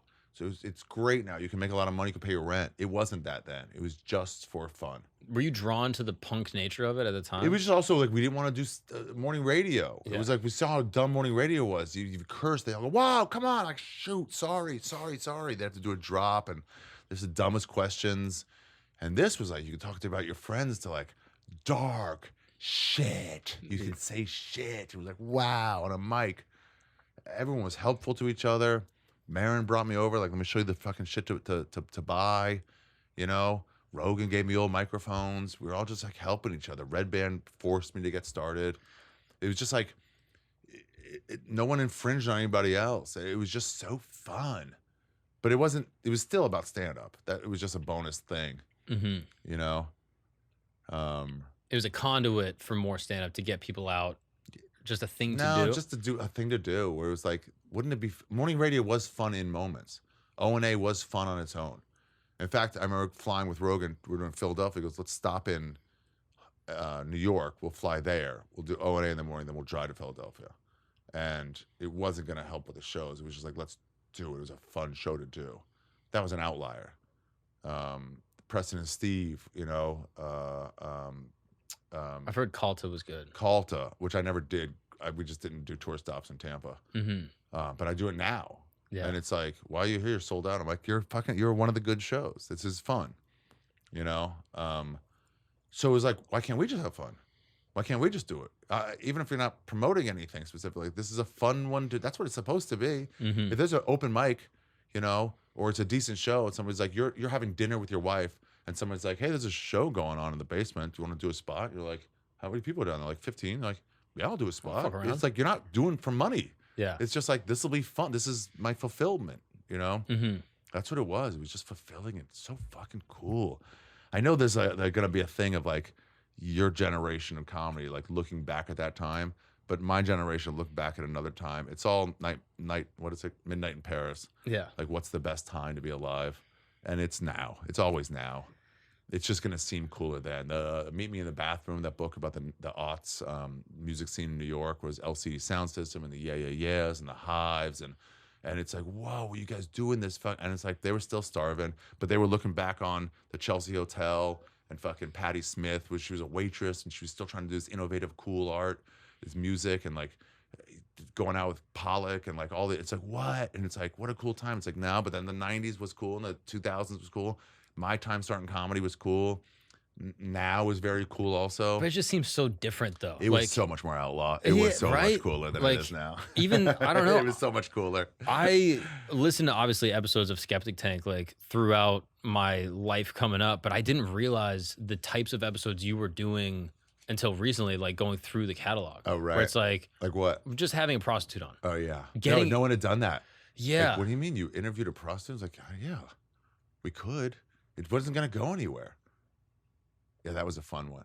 And that to me feels like the punk rock angle where it's like, it's kind of, maybe you shouldn't do this. Maybe you shouldn't have this person. Now the algorithm would like like level up your whole account. Yeah. Like, that's whatever. And it's like, oh, you're thinking about other shit. I'm thinking about something I just wanted to do. Holocaust survivors and like, yeah, multiple ones. It's like, yeah, we could do it. You could just like have these interesting interviews. Only like Charlie Rose was doing at the time. Interesting characters in a real interview. And is that what kept you in it? Like you do the show for 12 years. The first couple of years is like, okay, this is just a fun thing to do. But then after a while, it starts to make some money. People are listening to it. What keeps you in for the next like 8? Wasn't money. I never did great with ads because I wouldn't do ads of stuff I believed against. You would pee in Schweppes bottles and then do some of plugs that for too. it. And I was like, I want to do my own ad reads. I want to do like I say it the way I say it. And they'd be like, we want you saying it the way we say it. I'm like, nah, I want to say it my own way. And they're like, well, then we don't have to work together. Yeah. So I'd lose some ads over that too. Even the ones like, do whatever. And like, oh, no, you found our line. No. The Blue Chew one is great. The Blue Chew is great. Yeah. Talk about fucking your dog because the only way you can connect with them is you're not hard by them, but you need to connect. So Blue Chew will get you hard. Just they're like, no. Like, no one's whatever. But yeah, and that kind of shit. Like you have prostitutes. I'm like, I don't want to be influenced by that. And then also like, I won't do gambling ads. I think the product is the person. And I'm like, I don't want to like, I kind of honor my fan base, so I don't want to like put them into this. I'm not against gambling, but I don't. Like I say, like if it's Coca-Cola, it's like sweet. I'll give you $1. You give me a Coca-Cola. It's an even exchange. It's priced what it is. If they price it at $7, they won't sell any. If they price it at 10 cents, they'll sell hella. But with gambling, it's like they're making money off your losses. That's their only way. You're losing money is the way they make money. So I'm not going to help promote that to my fans. Yeah, that's interesting. Yeah, or McDonald's. I'm like, this is death. I know 100%, and I have eaten it, but I'm not going to tell my fans to eat death. Yeah. They didn't come calling, but gambling sites did. Yeah, that's interesting. Yeah, I think Fitzsimmons also won't do gambling. There's a few people just like it's a little. You just don't notice the integrity because it's like you don't see the gambling ads. She's like, oh, I guess I never came at you. It was like, no, they do. But so is some money. But the draw was the real thing. I could have people come to my shows. I remember doing a Minneapolis, and I had an audience member show up from Pete Holmes' podcast. We were about in the same level at one point. Because I heard your interview on Pete Holmes, and I came out, and I called Pete, and I was like, dude, our conversation got 2 people to buy tickets to my show in Minneapolis. Our conversation in LA. It might have been Edmonton, the same owners of the same clubs. But like, now I'm going to try to look at it. It might have been Edmonton. It doesn't matter. Ari, don't get caught up in dumb fucking details. The point is, in some far off city, people are showing up because of these things. So it's like, oh, cool. Was that the moment you realized, like, oh, there's a wave happening? Like, there's a shift. People are really listening, and it's actually driving people out of their houses. Well, yeah, a little bit then. Where it's like, oh, this is like a real thing. We listen. It started with just truckers. Truckers was their main listening fan base. It was just like, instead of CBs to like talk to each other, they'd be like, these guys are telling stories, and it's just on. And you don't have to like worry about leaving a radio signal. It was just on, and they would write us on Twitter. Truckers really drove it. Yeah, no pun intended. I really like the idea that you were doing shit intentionally in weird places. Like looking back at the early episodes, it's like, hey, we're on an airplane. Yeah. And it's like, all right, I guess they're on an airplane. Like, yeah, you could hear the just like in Comfort Plus, just like talking. Yeah. So crazy. Yeah, people get annoyed. Me and Rogan did one of playing people like looking around. But it was like, yeah, it was rude, but But also, how rude is it? Like, you're not just rude. talking, But right? you talk louder when you're talking on a mic. If you're talking, if you and I are talking on a plane, it'd be like more like this, you know? Yeah. We should have just moved the mics closer and turned them up, but we just didn't have that thought. It's like when you're on your phone, someone's like, "Shut the fuck up!" You're like, "Oh, yeah. I'm I screaming." do it with my AirPods all the time. My wife will just be like, "Don't do that," and I'm like, "Yeah, you're completely right." But that's just such a fascinating thing. I don't know. That time to me is like really romantic. It was so punk. It was so do anything anywhere. Like, even like you doing early Rogan. The money wasn't involved. Yeah, doing early Rogan, it was like a laptop. We open up a laptop, and it was the whatever. Sorry, long COVID. Webcam. The webcam, and we'd have to crouch in to get in the shot. We'd have to crouch in. So it was one person sitting on a couch, two people sitting below. So you get a 3-person like circle that tightened in. It's like me, Heffron, and Rogan. We're like, come on over. We go to his fucking, beautiful house that would now be his fucking slave quarters, And it's just like, yeah, and then barbecue. But do you realize it in retrospect? Like, I feel like this is now looking back, I'm doing it right now. I'm like, wow, cool. Like, this thing that was on a webcam in a green room is now the biggest show in the world. Like, yeah. Well, I mean, think about it. Think about like Grateful Dead, where like, hey, we're just a fucking garage band. We're playing for some people that are fucked up on mushrooms and acid. We should all take some mushrooms acid. Let's play for like 7 hours. So these guys can have a full trip. And you're like, you're gonna tour the world 80 times over. They're like, nah, dude, we're just trying to play in the garage for these guys fucked up. It's crazy. Like, when people are like, oh yeah, like here's a picture of the Beatles playing at like a school dance in the 60s. You're like, what? What? And it's like talking to the guy that like booked them. And it's like, oh yeah, I was a part of this thing. I was a part of the wave. Like, their opening act, whatever. You know what I mean? Like, I used to go to UFC weigh-ins when anyone could walk in. They weren't full. There was like 20 people, just the fight camps themselves and the tap out guys. Everyone would know each other. They didn't have to be backstage because there was no one there. There was like 35 people there, and all in the fight camps. There was no fans. So we almost did this once where Rogan was like, I was going to call you up to get weighed in. I was like, yeah, I should have been fun. I would have like stripped naked. I'm like, I don't weigh this much. It's off. And just have fun. And we could have. And no one would have cared. Dana wouldn't have cared. Nobody would have cared. Yeah. It would have been like, yeah, I don't know. People are barely watching the fights. No one's watching the weigh-in. Yeah, and then it became like you had to buy tickets to the weigh-in. We're like, that's so much different. We saw the UFC go from this side thing, still cool, but not this industry. I remember Dana saying once, he's like, I want to make it bigger than the NFL. I'm like, that's crazy, dude. Good luck. But thinking no, and then it way past the NFL. Yeah. That same thing with podcasting. It's like, wow. So I saw this once in terms of like having this moment of like, if you could see what it could become. One of the most heartwarming. I got to be friends with the fighters. They come out to shows. We do weigh-in shows on Friday night. We didn't have anything to do. There was no fights that Rogan had to work. He got a companion ticket as part of his contract. So I was like, Rogan, book a fucking midnight show for us at a club. So we'd do that. They'd have 2 shows, an 8 and a 10. And like, there's nothing on midnight on Friday. 250 seats? Yeah. Let's do some stand-up. I don't have the power to make the call. You do. He wasn't as big, though. He was just an A-level headliner. Mm-hmm. He was where Vecchione is now, I would say. That's about right. A little higher because he had some TV credits. No added shows, and Sundays wouldn't always be full. So yeah, but he'd get a show, and we would do a show, and the fighters would come out. They didn't know what to do, especially if they were just cornering their friend. They're like, I can go out, or if they were the headline, like I don't have to be anywhere until 7 p.m. So I'm not going to drink, but I can come out for some entertainment to like loosen up. They got to know us. It was so cool. BJ Penn would be like, "You're that comedian, right?" I'm like, yeah. Like, wow, nice. That was funny. It was just fun. They would be out there. So I got friends with Joe Lozon, this guy from like Boston area. And he grew up in Massachusetts. He's a big O&A fan. He goes, I listened to you on O&A. That's how he big O&A fan. And I saw him win at the Boston Garden. He had the best ground and pound. He would come down. He would try to punch through the mat. I mean, it was brutal. He was a jiu-jitsu guy, but when he got on top of you, he was like, Jesus, dude, his mom's watching. Fucking calm down. And he won. I don't even think he got interviewed that day because it was a prelim or something like that. But he grew up there, and he left, and I saw him like take a couple steps down from the octagon and look up at Bird's jersey and Parrish and all this stuff. And he's in the middle of the fucking Boston Garden, and you could just see it. I'm inferring, but I know I'm right. He's just looking up at it and took the moment in.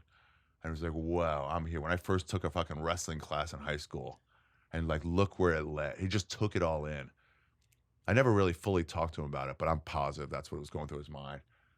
And then it was like, all right, next fight's starting. You got to get out of here, kid. It's like, okay. But it was like that kind of thing. Like we didn't know this was take us to theaters, podcasting, just trying to do some fun morning radio on our own. Did you ever do a similar moment?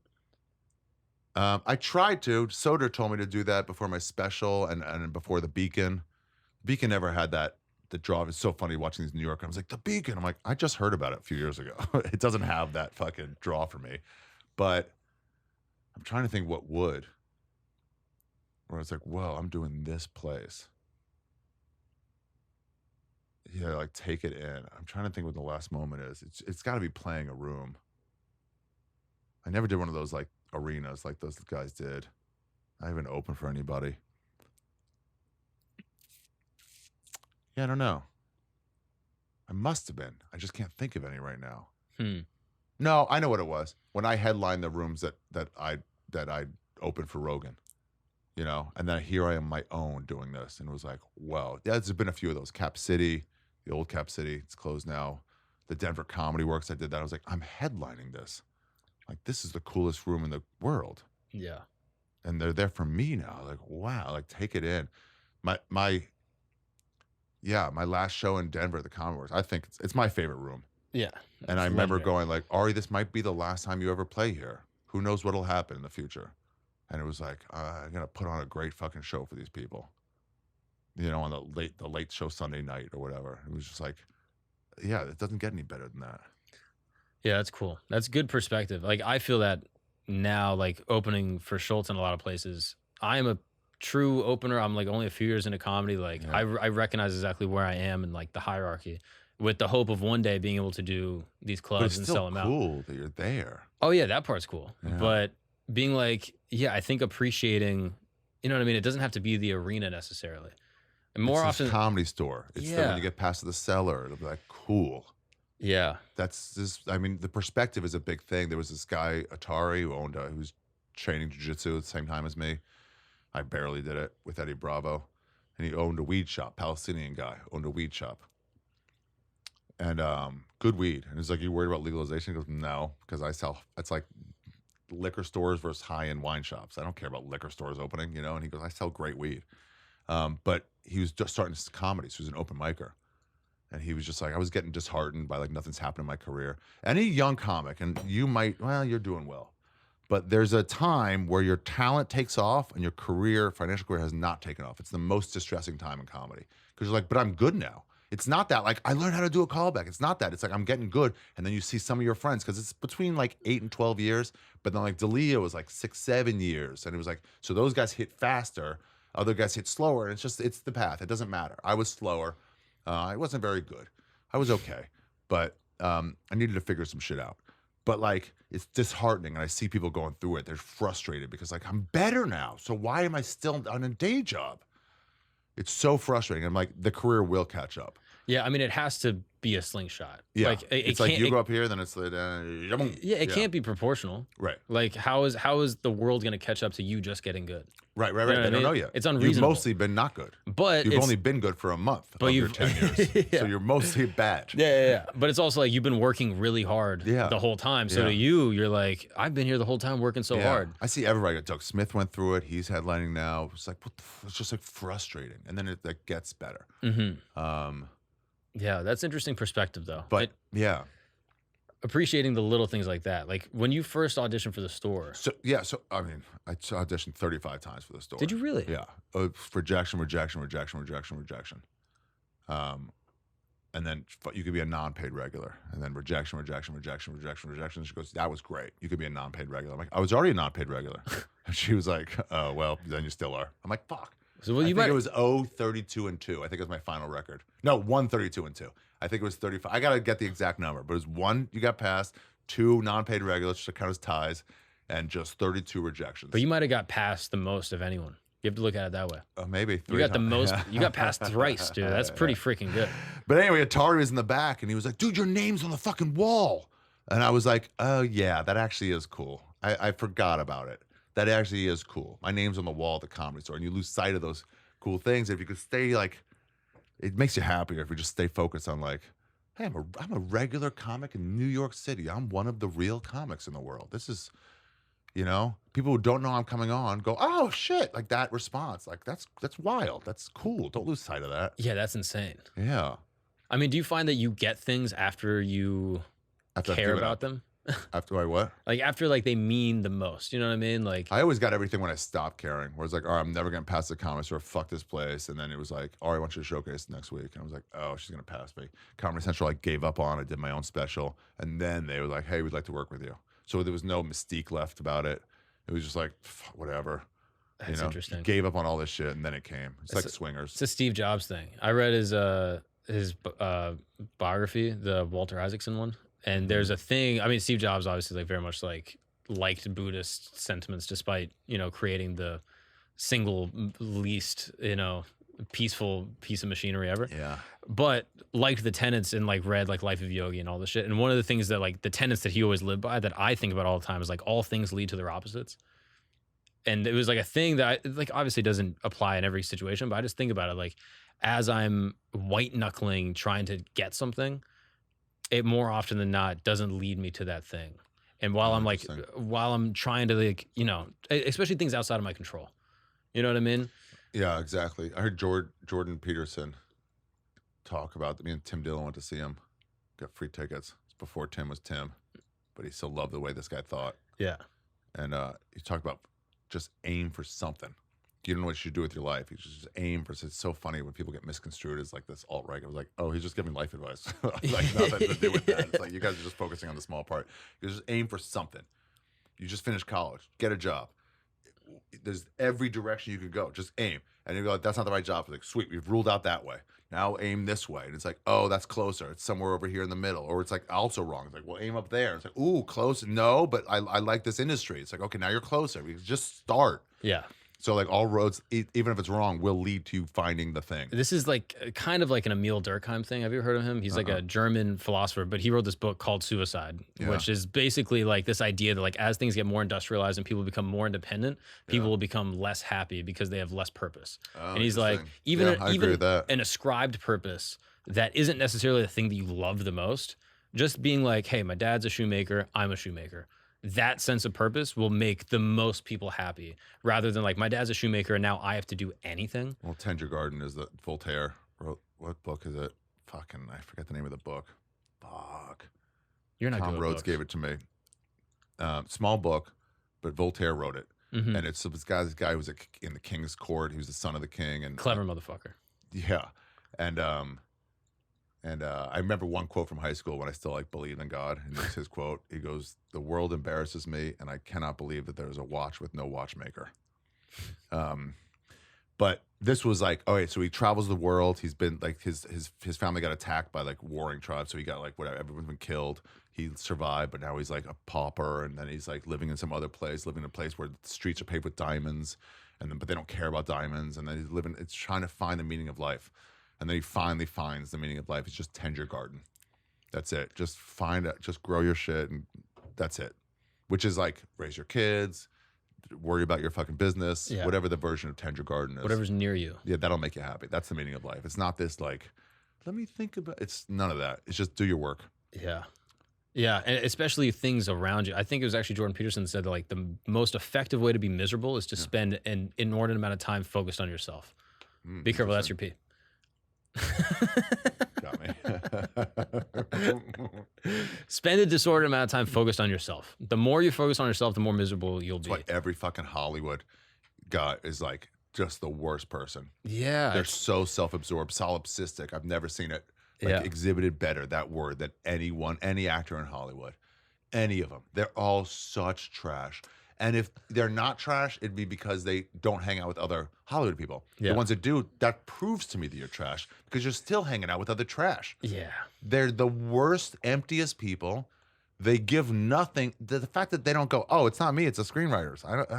All they do is play pretend. They suck dicks. Yeah. The boys and the girls. They suck. And they're so obsessed with themselves. And everyone kisses up to them. Everyone's like, no, I met one who's really nice. Like, why do you even care to meet him? Because he's a celebrity, right? Yeah. Otherwise, you wouldn't have met him. You wouldn't have been friends with some guy who plays this. Yeah. You know? You just liked his role. So you're trying your best. I was in my apartment, and this, like 3 apartments ago, and I was just getting a bit of a name, and somebody else in the building was like, "Oh, hey," like being nice, and then I was walking out with my girlfriend at the time, and then they said, "Hey, Ari, what's going on?" And they just ignored her. And it was like, no, I could tell in their heads, like, I'm being neighborly. Like, not really, though, because we both lived here. So it's like, you're not even seeing what this is. And if you weren't someone worth knowing, they would have been like, oh, what's up, guys? Yeah. You know what I mean? They would have treated you as equals. And so the fact that even celebrities treat other celebrities like, ooh, it means you're not seeing their humanity. You're seeing their name. Yeah. And they're what garbage. And what they can do for you. Pieces of shit garbage. Yep. And that's what a lot of LA was. Are you grateful to not be within that mechanism? I'm so grateful I never booked a sitcom. Yeah. So grateful that I didn't get sucked up into that world. But even when you were doing This Is Not Happening, I'm sure you had to deal with Hollywood types. I mean, you were ousted through Hollywood bullshit. Yeah. You dealt with some Hollywood types, but it just wasn't me. I had given up by then. So it was always like, no, we'll do what we want to do. Oh, nice. Me and Eric were just like, let's figure out a way around those idiots. Did you ever have an aspiration where you're like, oh, I'm going to do this movie. I want to do this show. I have a show about growing up Jewish, and this is going to be my sitcom. Yeah, a little bit, because you're like, that'll help you book. And also, if it's a cool project. Me and Renazizi and friend David Taylor sold a show once. Didn't go anywhere because of dumb Hollywood bullshit. Fucking the Jew arts. You know, just gets in the way. Where you're like, Kanye's an asshole. He's like, but he's not 100% wrong. I know what he means. He means his agent's fucking him over. You know, I always call my agents my Jews. And like, I'm not even Jewish. I'm like, but you play with them. You're doing their deeds. You're in their fucking world. You know what I mean? It's like that white sumo wrestler. Like it's a fucking Japanese art form. Like, but I'm white. Like but you're doing Japanese. Yeah, shit. we call them white rappers for a reason. Exactly. Yeah, I wanted to do a little bit, but not to do some dumb sitcom. I found out early on that like my anonymity is one of the most important things to me. So if you give any up, it better be for a good reason. It can't be to do 2.5 Men. You know, you can't give up anonymity for that fucking piece of shit just for the money. It's got to be something cool. So if it's a cool movie or sitcom or something like, if you could be in a Tarantino movie, like, all right, I'll give up some for that. That's the price. You knew early on that freedom was paramount and there's a cost to everything. There's a cost to everything. And I heard 2 different comedians say the same thing. What's up, guys? We're going to take a break from this amazing conversation because you're a little stressed out. And if you're like me, what do you do when you're stressed out? You might have a bad habit that you go for. You might have who knows, maybe a box of darts that you like to light up. But unfortunately, that box might be bad for your health. But you know what's not bad for your health? My friends over at Fume developed this amazing product that I'm excited to tell you about. Fume is an award-winning device that looks cool. It's super sleek. You can fidget with it, flick it around. It's like a fidget spinner in your pocket. The other reason I love Fume is because it is breathing flavored air. That's right. It does all the habitual fixations that I love about the late night puff, but it's not. It is the breath. It is the breath of mint. That's the one I love the most. I love breathing in the flavored air mint packet. That is my favorite thing. I'm telling you, late at night, you're hanging out. I'm taking the bad out of the habit. I still have the habit. It's perfect, but now it's not a bad habit. It is a habit. It's a lot better for my health. I love Fume because instead of electronics, Fume is completely natural. If you know me, I don't like putting artificial stuff inside my body.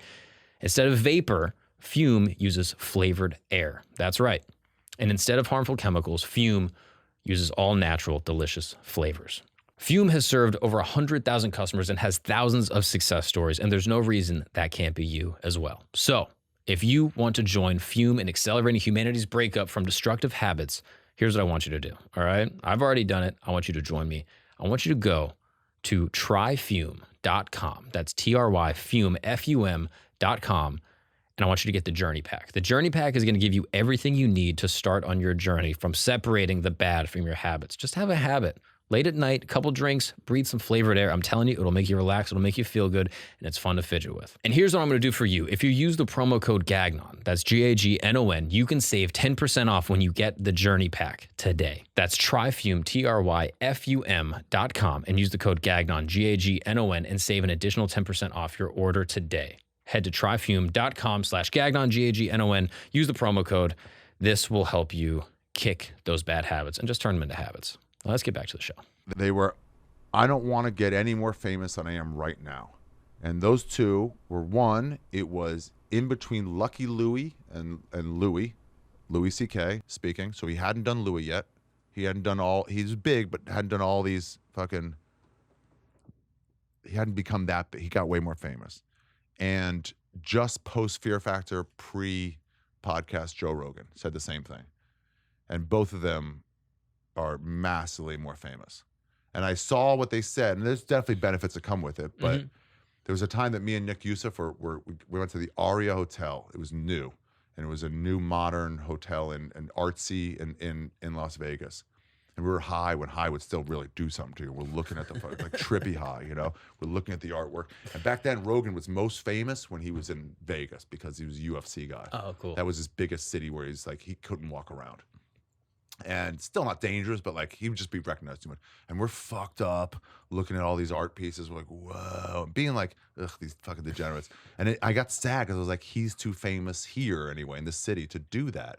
And all this great stuff. He drives awesome cars and stuff. That is also cool, but there is a cost, and it depends how much you want to be able to get fucked up at a music festival. Yeah, I was actually with Renazizi once. We went to see Dead and Co. at a music festival. Soder came with me. He had to leave Sunday, and Renazizi showed up. And we're fucked up. We're laying on the grass, and someone goes, "Hey, it's Kevin from the league." And he's like, "Oh, hey." And I was like, also just felt like, fuck. This one experience is being hella lessened by this fame. So it's like, it's a cost. Yeah. You know, it's a cost. Yeah. And I see my friends doing like arenas, which is great. That's not bad. That is good. But then I'm like, I don't want to pay that much for that. I really think any true artist, if they could do exactly what they do and be completely anonymous, what's the benefit? Everyone would do it. Get some pussy once in a while. That's nice. Yeah. You get some free sides. If a fucking chef recognizes you, they might send out some wings. Access to everything. Access, sure. Yeah. You can call an agent and say, "Can I get into this game that I can't get tickets to, or this music event I can't get tickets? They're off sale, but can you get me? I'll pay, but I just want." Sure, some shit like that. But mostly, I hate it. But I know people that love being famous. Bert, Jeff Ross, Hinchcliffe, they love it. They love being recognized. Hinchcliffe, not as much, but somewhat. I mean, Jeff Ross, I remember at South by going, I was like, let's go out to 6th Street. And he's just standing in a car. Like, he loves it. That's cool. I hate it. Yeah. So, I mean, visual artists, people who paint things, they want you looking at that. They don't want you looking at them. Yeah, except for Dali or people like that want to be part of the art, Frida Kahlo. Everyone else, like, just look at that thing. Don't look at me. I'm embarrassed. Look at the thing I made. Yeah. Stand up. It's all intertwined. It's so weird. I would love to be able to wear a mask the whole time. But do you get that when someone comes up to you and they're like, "Dude, this joke was great." You're like, "Oh yeah, it was." But if someone goes, "Dude, you were amazing," you might be a little bit more a big like, fan. I'm just like, it's just like, I want to observe the human condition. You can't do that when they're looking back at you. You know? You just can't do it. Yeah. Again, there are some benefits, you know? Of course. I mean, yeah. Like, There's plenty of really good stuff. It's just like there is a price on everything. So it's like, listen, coach versus first class. Sometimes first class, Nate turned me onto this a long time ago at Bonnaroo. He goes, "Dude, look at the difference. Don't just search coach." Because sometimes it's like $80 difference. Yeah. And you're like, what? And you look at like, oh my God. But sometimes it's $1,000 difference. Not worth it. So what's the price? Yeah. For $80 for a 4-hour trip? Yes. For $1,000, no, there's a price. And that anonymity, there is a price. And how much do you want to pay? But also, a lot of these things can be solved with money too. Like, people are like conflating fame and money. But like, if you could have the money, you want to be as rich, not famous. Right. Or you only want to be famous and not rich. Exactly. I don't know anyone who wants that. But if you're trying to raise kids, rich is pretty bad. A lot of people. I mean, TikTokers. You know what I mean? If you're living in the TikTok world, all these guys are like, know me, validate me, like me. Wow, yeah. And in LA, we had people, what do you want to do? I want to be a movie star. Like, you want to be an actor? Like, no, I'm a movie star. Dude, that's not. I talked to a kid like this who was like, "Yeah, man, I just want to do like roles like Zac Efron and like be like a movie." And I was like, "So do some plays." So you don't care about acting? Yeah, I was like, "Do plays while you're in college." And he's like, "Nah, I don't want to do that." If you were a real actor, of course you would do Broadway. Of course you would do plays. Because you love acting. Not even musicals. Yeah. You do plays. That's the hardest one. You're in the moment right then. But you don't. You don't care about it. Imagine asking a You're basketball a phony. player. You're asking a basketball player, "What do you want to do?" He goes, "Be famous." You go, "What? Yeah. You don't want to play college?" He's like, "Well, if it helps me get famous." It's like, what? Yeah, be famous. Yeah. I don't know. It's a shame, but I get the desire for validation, especially early on. When I was younger, and also when you don't know, you're like, fame seems awesome. Yeah. And you see what it does to people, and you're like, thank God I didn't get that. Oh, dude. Yeah, that power corrupts absolutely. I mean, you can see this with maitre d's at restaurants. the most insufferable people in the world. They get a little bit of power, and all of a sudden they're just like, you can't be here. Yeah. Oh my gosh. Can you just go to the line and say, hey, you got an hour back? You're not getting it no matter what. I can just look at you. Don't waste your time. You're like, oh, thank you. You know, why do you have to wait? I'll you go know to I'm Denny's. wearing a fucking spinner hat. I'm not getting in. Just let me have my night. I'll be at Johnny Rockets, exactly. where I belong. That's where they like you. Don't go to a barcade. Yeah. It's just like it. Everyone wants to change LA, and you're not gonna. LA will change you, and by LA I mean Hollywood. I don't mean little Koreatown and shit like that. The Mexicans are fine, you know. It's just like it's Hollywood, but it's such an industry there that it's gonna change you. It's gonna make you lose yourself. And I've seen it in the podcast world because like a lot of them came from that, where they'll sell out their friends publicly because like, well, I got to say something about them. And like, no, you don't. You can just stand by your friend. Yeah. You know, and the ones that weren't raised there, one of my Stanhope calls them kerfuffles. You know, I've had many. One of them, not the latest one, not the one before that, not the one before that. Diaz was talking to another friend who was like, well, all he did was like not good, it was bad. And Diaz was like, yeah, that's our friend. What were we even talking about? And the other friend was like, oh yeah, you're right. This is before, I think, even podcasts. But it's like, but what the fuck are we, that's our buddy. You know, so if like you got caught robbing a store, I wouldn't be like, oh, I got to cut you out. I'd be like, what the fuck are you doing? And it's like, hey, Mark, like, get the fuck out of here. I'm handling it. That's my friend. Get the fuck out. Yeah. And I'm like, dude, what the fuck are you doing? Yeah. But that's between us. But now they're all so worried about this fame and everything going away that they're making millions and they're worried about losing half of it. When they were making 30 grand, they're real humans. Yeah, and they're not tending their garden. Yeah. Now it's like, take me back down to 30 grand. If it's, I don't want to sell out my friends. Just don't. Yeah. No one's going to bother you if you just go, fuck you, he didn't do that. And then you found out later you were wrong. They're going to go, well, he was standing up for his friend. Yeah, like no one faults you for riding for your boy. No one faults you for being a ride or die guy. Never. Even when they're objectively wrong. No one's like, anytime there's like some guy that kills a bunch of people, they interview the mom. And, and the mom's like, oh, he was such a sweet boy. No one's ever like, this mom, you know who's good at evil. Exactly. Everyone's like, that's my son. Exactly. They're like, fuck you. What do you want to say? They do nowadays, but like mostly not. Yeah. Who's that guy? He always stands up for comedy every moment. He's got that fucking idiot, stupid haircut. Fuck, it's dumb. He's like the fucking dorkiest, loserest haircut I've ever seen in my life. Andrew Schultz. And he is always on the right side of that, of everything except haircuts. Yeah. He's always on the right side of that one. On the right. On the right side, he's always like, defend the comic. Defend the comic. And it doesn't matter. He goes into the heart of darkness to defend it for the people who would hate him the most. He goes, they're taking jokes. Bro. I've never seen him on the wrong side of it, and he battles about it. He's ride or die for people that he's never even met. Exactly. Like the guy's doing a joke, let him go on everybody, on everything. Yeah. I called him a few times where it's like, oh, I saw you stand up for this guy. You didn't have, I was like, you always get it right. And people he doesn't have to. Like, he's at a point in his career where it's like just defend the comic. Yeah. Defend the friend. Either of those things, and you'll be on the right side. And people that haven't walked through that fire where like they're getting shit on for something in their career, that feeling of loneliness is immense, and it is all consuming. And to have someone, especially someone with a platform like Andrew, go up and say whatever. And be like, yo, I got his back. Some lady wrote me in First Nations lady, and she got in trouble in Canada. They had a comic on their show. It was a I'll say Indian. This is a term I was raised with, but you know, I don't mean anything by it. It's just gonna be easier. They have an Indian show and a one guest white guy every week, and the guest white guy was Second Nations. I don't know what you would call white. Second Nations. Yeah. And he made a joke about the problem of like Indian women disappearing. No one solves the crimes, and they're just like raping and fucking kidnapping them and killing them. Made a joke about it. He goes, I got here in the back seat of a trunk. They put me in the trunk, knocked me out, and drove me here.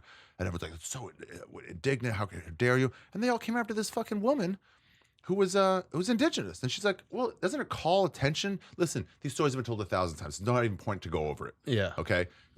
The comic was in the right. Let's just say that. Both the woman running the show and the white guy was making a joke. You don't have to go. They're all the same. They're all the same, which is different details. It's like going to a fucking staff meeting. Like, one time I had a customer do this, and you want to be like, let's get out of here. And someone else like, I had a customer do this. Like, shut up. We covered it. Let's go. So it's always the same on like they came after the wrong joke. But I found out about it, and there was like, let me fucking promote this thing and say, hey, this is wrong that's happening.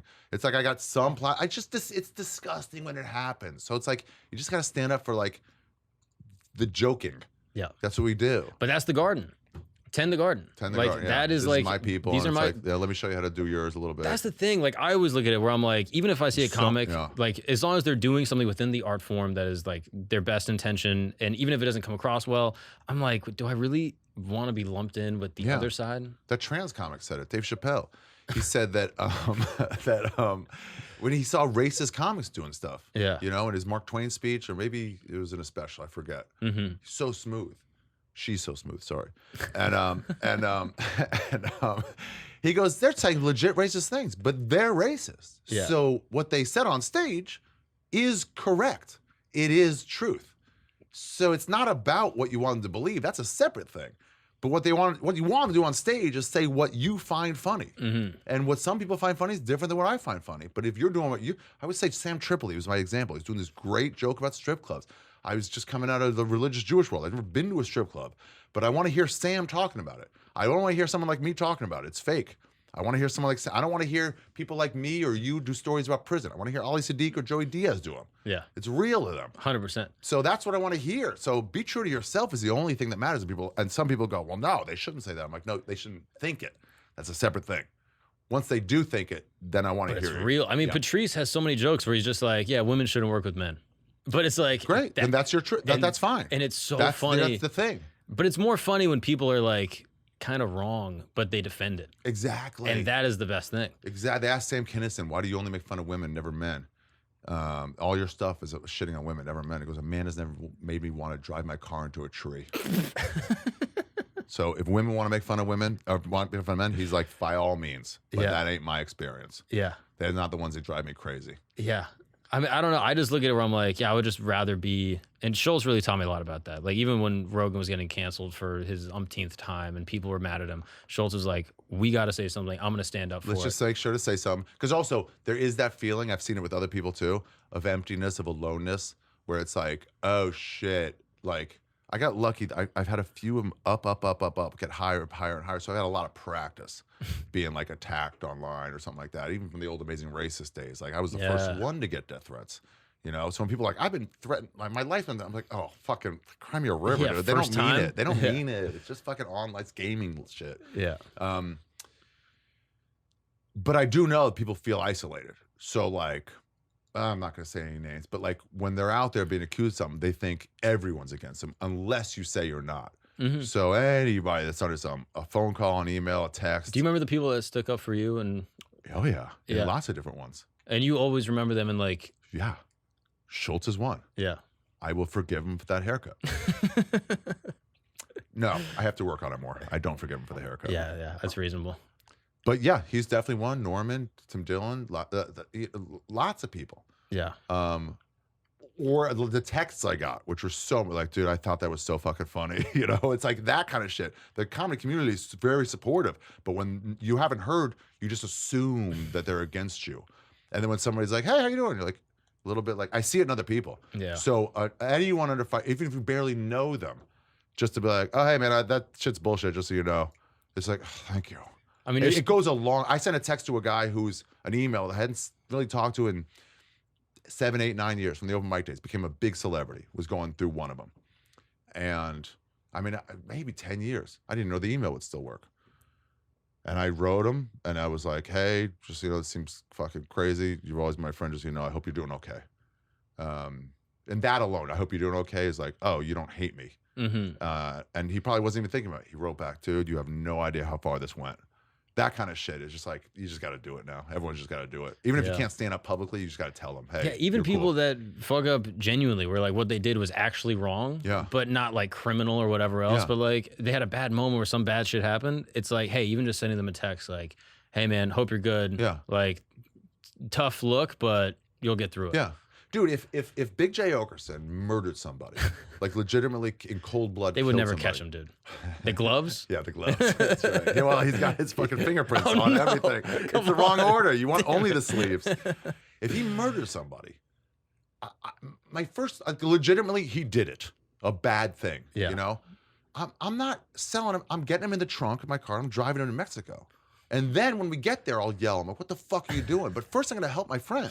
Yeah. You know, I obviously think murder's wrong, but he already did that. You know, Yeah. if I think he's going to keep murdering, then maybe it's best for society to like, hey, dude, I got to stop you from doing this. Yeah. But if he did it, he did it. It's like, he's still my friend. Friends fuck up. Yeah.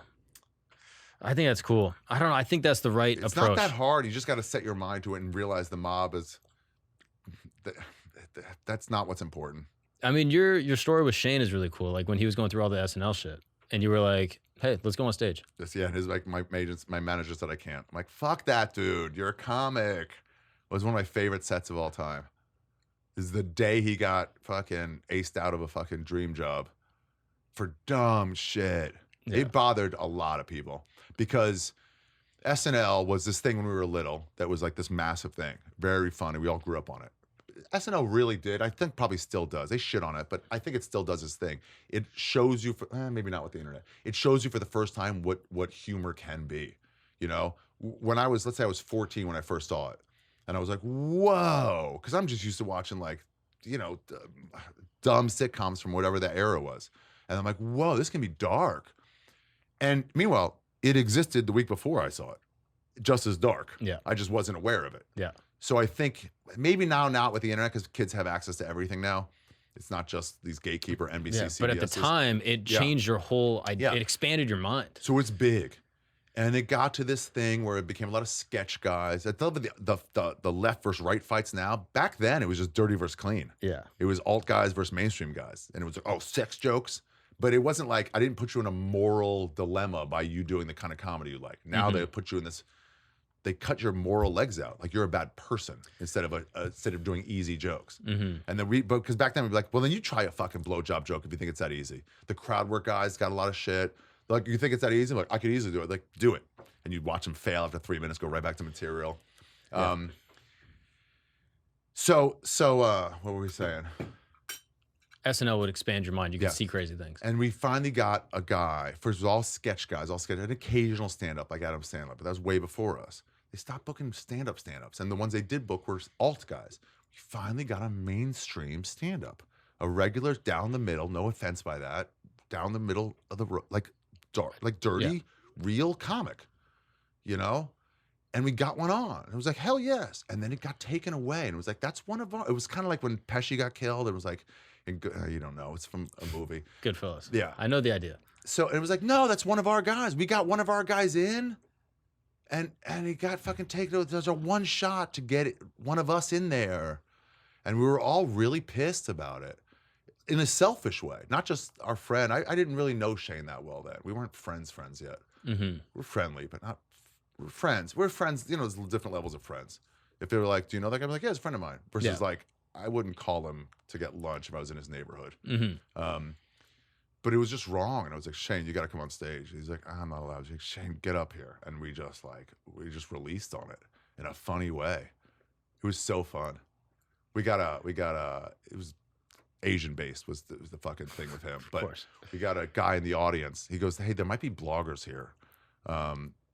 And it was like, well, what are you gonna do? You can't be bowed out. You got to get back on the horse. Better not be bowed out. And with the Asians. he did the best job of getting back on the horse. Yeah. He didn't stop, didn't slow down. It was a really good example for the rest of us. Like, just get back, just go back to what you're doing. Don't let them guide you. Whenever you see somebody go crazy, it's because they got a little pushback and then they're starting to do stand up or whatever just against the pushback. And it's like, they shouldn't have even chosen.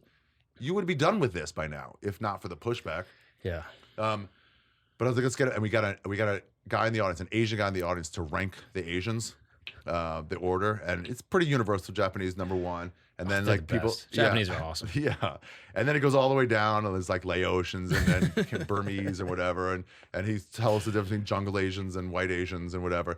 And then we said like a blogger is going to be here, go, and someone from the audience, they're going to leave out that he's Asian. Yeah, of someone course. from the audience ranked to the Asians or whatever. There was a blogger there.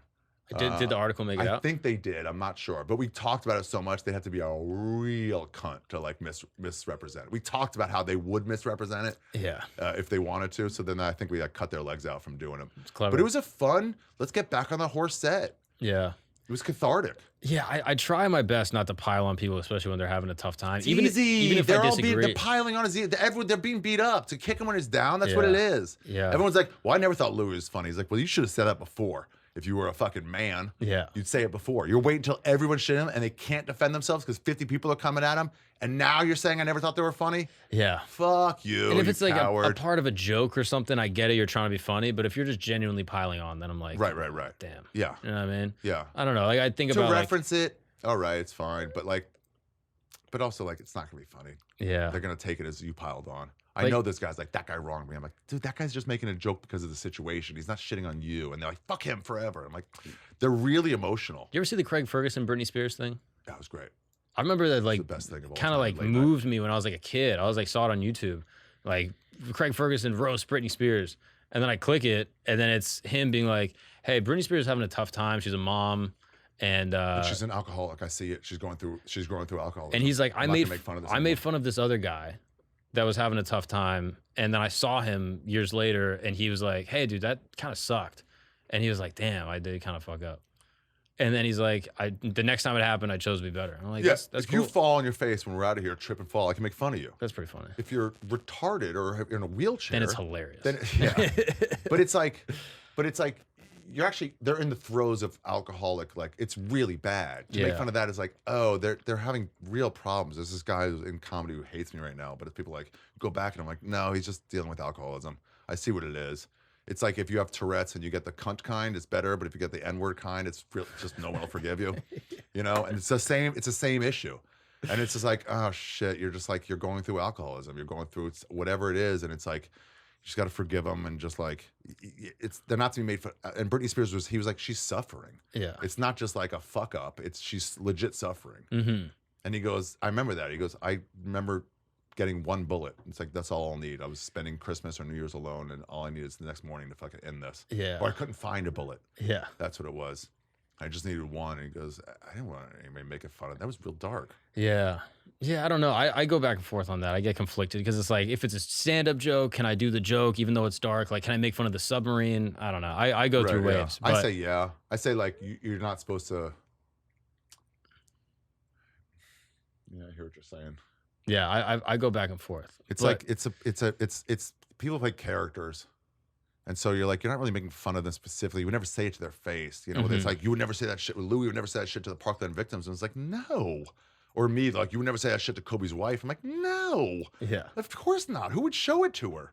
Are you an asshole? Yeah. The fuck? But they're celebrities and we make fun of them. Even if they just tripped and fall. I hope no one shows Biden a joke about me making fun of him falling. Yeah. Dude, no. That makes me feel awful. Unless they know he would like He's an old man who fell. Yeah. I don't know. We're just making fun in private. Yeah. And the private goes a little bigger, but it's still not at them. Yeah. You know? It's like, ugh. And those people conflate it in a way that it's like, or they'll show it to a bunch of people. Mm-hmm. Showing Louis Parkland. It's like, well, if you thought it was terrible, why are you showing everybody? Yeah. I had a Maui joke recently, and someone's like, this is terrible. I was like, it's hurtful to all the people. And I go, I don't usually respond. I'm like, wild response then to repost it.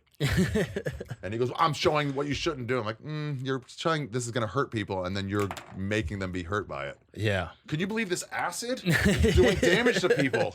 And it's like, oh. Yeah, I do think the context of a comedy club changes a lot. Absolutely. Sam Morril had one where it's like, you know, they came after rape jokes hard for a while. That was their big thing. Yeah. And they're like, there's a time and a place. And he goes, isn't the offensive show at midnight at the Comedy Cellar the right time and place? That is the right time and place. Yeah. It's like they all know what this is. You've taken it somewhere else. Yeah. That's the problem with Twitter. Artie Lang said it. He goes, you make a joke, all your followers are like, oh, it's Artie Lang making a joke. They repost it. And now people who don't know who Artie Lang is hearing about it and go, what the fuck? You lose that context. Sam said it, Morril. Context is everything in comedy. Yeah, 100%. And so if you lose that context, then it does become really bad. It looks awful. Yeah. You know? I'm curious, like at this point in your career, what is tending to the garden? Like what is writing jokes, helping other comics get ahead. You know, I really like that. That's one of my gardens, you know, carrying on the legacy of Mity, which she taught me. There's some things I can't pay back, so I pay it forward, you know, not to be trite. Rogan called me once about, I don't know, I think paying people on a podcast, or it was something. What is that? I was pay people for podcast appearances. Oh, really? Yeah.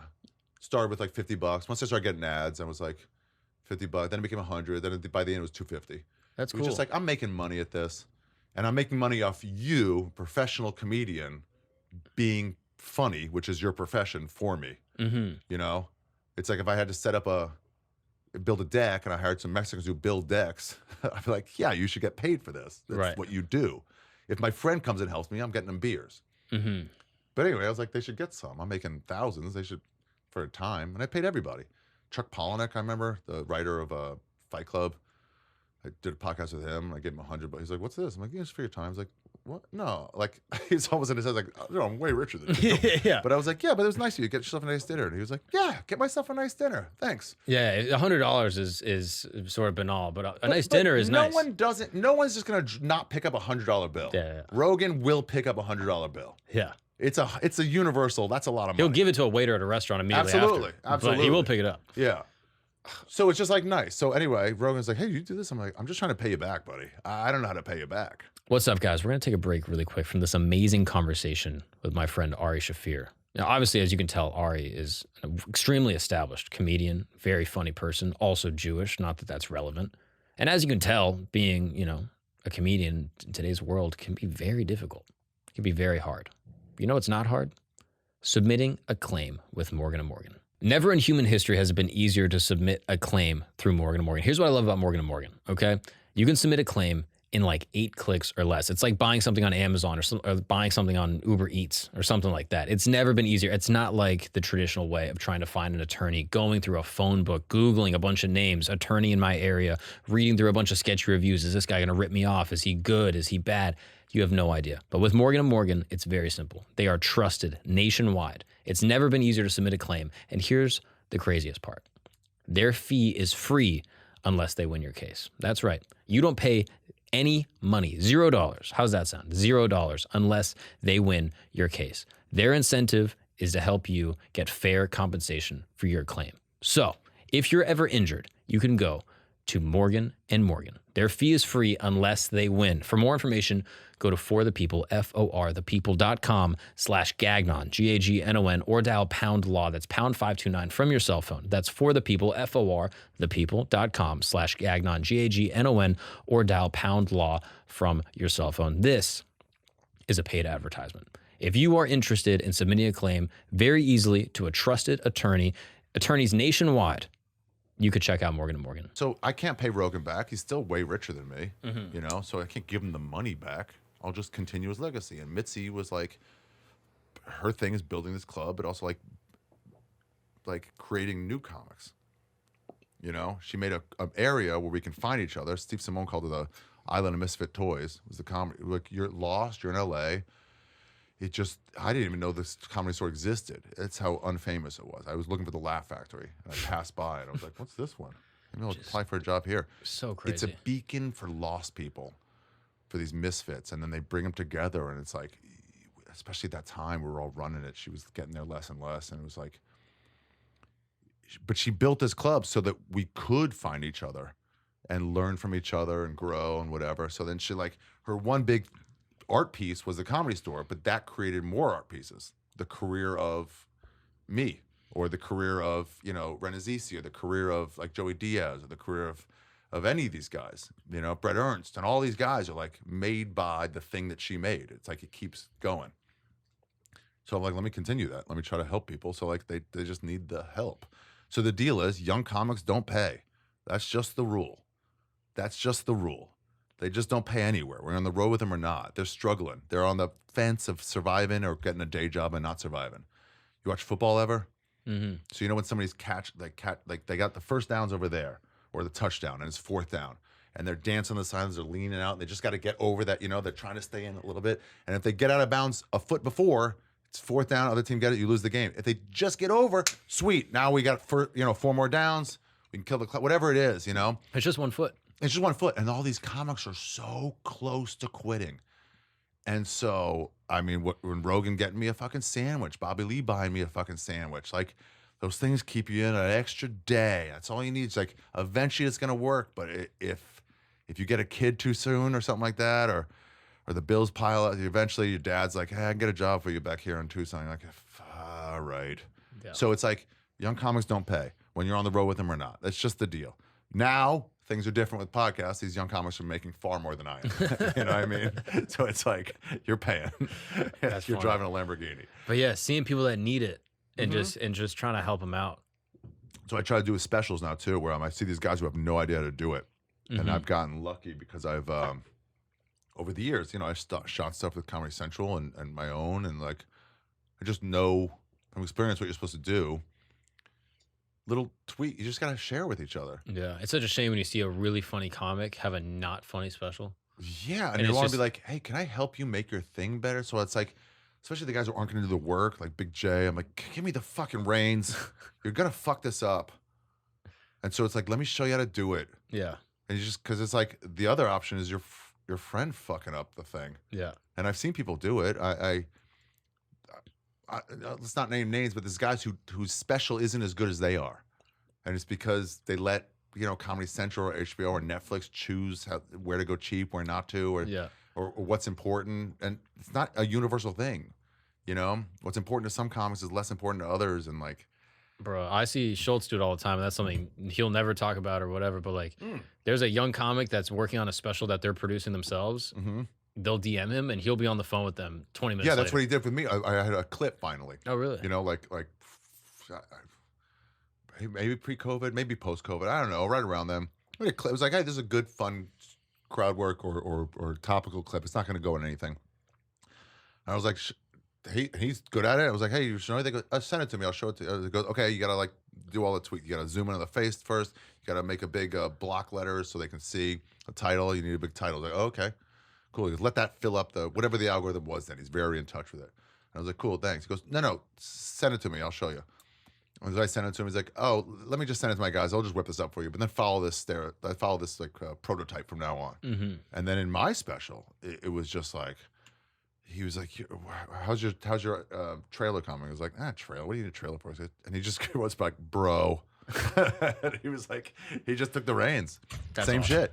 Oh, He just took the reins. That's awesome. Yeah, I mean, And he was just like, no, you're fucking it up. Let me show you how to do all the things. Let me get you my thumbnail guy. You're going to pay for some of this, but like you got them, I wasn't broke. I just didn't know how to do any of it. And Schultz going, that's not allowable for you to fuck this up so bad. he does it with a lot of people. Yeah. That he never really talks about, but I'll talk about. He just for him, goes, like, everything I do, copy me. yeah. And then I'm like, hey, can I tell other people that? He goes, yes, yeah, It's just free. copy. It's all free. Yeah. Like, and even when the clips started working for him, he went on Joe's show and just was like, yo, do clips, like gave the game away. And I just think it's a cool ethic. It is cool, but it's so weird that whatever your group is what you defend, right? So if it's like your direct family, your two brothers and your sister and your mom and your dad, and it's like, hey, that's my clan.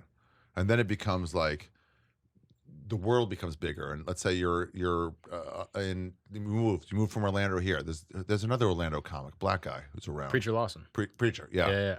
And He's the best. Yeah, and so now that's like we're both Orlando comics, and then you really think about the world keeps getting bigger, and that idea is bigger and bigger and bigger, and it's like, oh well, comics is our clan. Mm-hmm. But since comics have grown so much, now we clan up inside that, and Yeah. we're against each other. Like, guys, we're all on the same team. The Yeah. dirty comics, the clean comics. The LA comic, Nate the and New me York comic. shouldn't be friends. We are friends. Yeah. He won't curse, and I only talking about sucking girls off on their periods. So it's like, but we're friends because we're both comics, Yeah. and it's like, and we just like each other, whatever. But like, it's just like that's our clan, and we lose sight of it. Do you think the store helped instill that idea in you? Yeah, we were all failures there. The store the shows wouldn't start because we didn't have audience members. It was a failure place. I never knew it in that. And it was us against the rest of LA. We were so people go, LA comedy is this. I'm like, not the store. Store's a different thing. Yeah. Store's like this ghetto where Yeshiva University is, like the Spanish Harlem, except for those 2 blocks. Then it's all Jews. Yeah. It's not that. They're both ghettos. Yeah. But just the idea that the store was ever not great. Oh, it was dank. It's so It weird was to me. dank. It was just death. We waiting there until like gotta wait for 8 people, and then she lowered that number to 6 because we couldn't always get it. I mean, that's another evolution that you lived through as a comic that I don't know if you'll fully realize until later, but like you saw this thing, this institution in comedy become what it is. It had once been good. It still had a name for old timers Like in the LA. 80s was huge. Although Robin Williams and other people who didn't steal jokes, you know, we're like big names all came out of there. Everybody, Coach, fucking Sam Kinison, Jim Carrey, like everybody, you know. There was a story of a couple people never got in. Seinfeld, I guess, never fully got in, and I heard a story. I don't know if it was true, but she goes, "I don't see it. I'm not, you know, there's no talent there." And then he took it, you know, to heart. I have no idea how true this story is. It's a story. And he got mad and he made himself into Seinfeld. So it was a TV show and became big. And then he waited around the Hollywood Hills where Mitzi was, where she would jog or something. He just waited.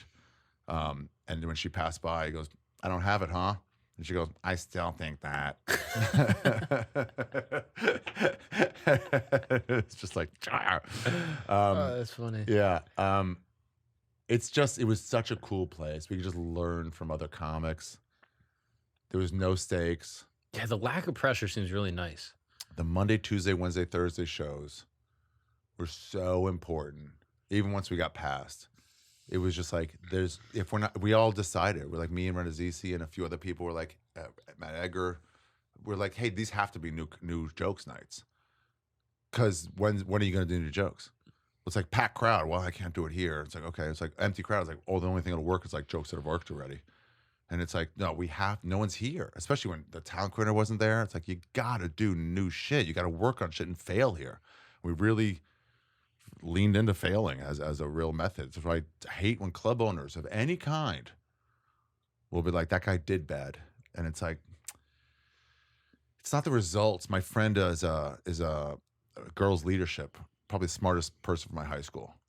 Rhodes Scholar. We're Jewish high school. We had a lot of smart people, but she was the smartest one. And she says she doesn't teach her kid that the grades is the most important thing. It's the effort. Mm-hmm. So if you don't study and you get an A versus study for 2 hours and get an A minus, the study 2 hours A minus is better. It should be rewarded more. Mm-hmm. You should take the guy out for pizza. You should take out the kid out like surprise because he worked hard. If they don't work hard, then it's just what their talent is. And then you're Johnny Manziel.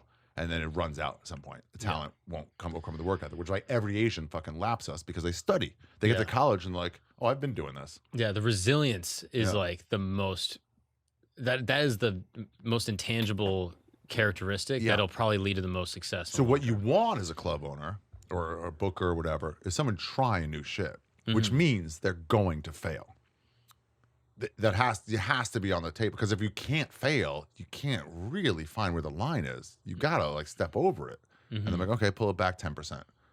But if the line is, hey, you're out of comedy or you're out of this club, it's like that's not breeding innovation. But you got to know that they're good. You gotta know they're good. But if you're a skateboarder who tries a new trick and you don't land it, and then like, well, now you can't be a skateboarder anymore. Right. It's like, that's not what you're trying to like, no. Every video shows the failed attempts. Yeah. So you gotta like try. But there has to be a baseline that they are truly talented and are able to do this. Yeah, right. If you fail only, then hey, Mitzi would see people 100 times when she was coming in every day. Mm-hmm. Patrick is a good example at the stand. If I have a terrible set, Patrick already knows me. He knows what I am. Mm-hmm. He just goes, man, this crowd did not like you. Yeah. There's no like, I don't think you have value. So, because he knows me much. That's just the 181st time he saw me. So the average doesn't change that much, you know? A batter in the last game of the season goes 0 for 4. His batting average doesn't change or changes half a percentage. So you gotta promote, try some shit. You know, I heard that about other clubs, like, no, nothing new here. I was like, are you crazy? Yeah. I get it now if it's like, hey, dude, this is a weekend. People are paying money to see your show. Right. And they're getting a babysitter. Like, now's not the time. But what is the time is a fucking Tuesday at, you know, they all got mad at Hinchcliffe. And it's like, this isn't the best material. This isn't as good as Louis. I'm like, oh, so your complaint is that Tony Hinchcliffe is not as good as Louis C.K. in his prime? That's your big statement? Yeah, one time in a show. Your workout show at a bar on a Tuesday is not the fucking illegally recorded and immorally recorded. Yeah. Is not as good as Louis C.K. on a special. That's retarded. Yeah. And so it's like, you're supposed to try shit. You're supposed to go, I threw it out there. It didn't work. Yeah.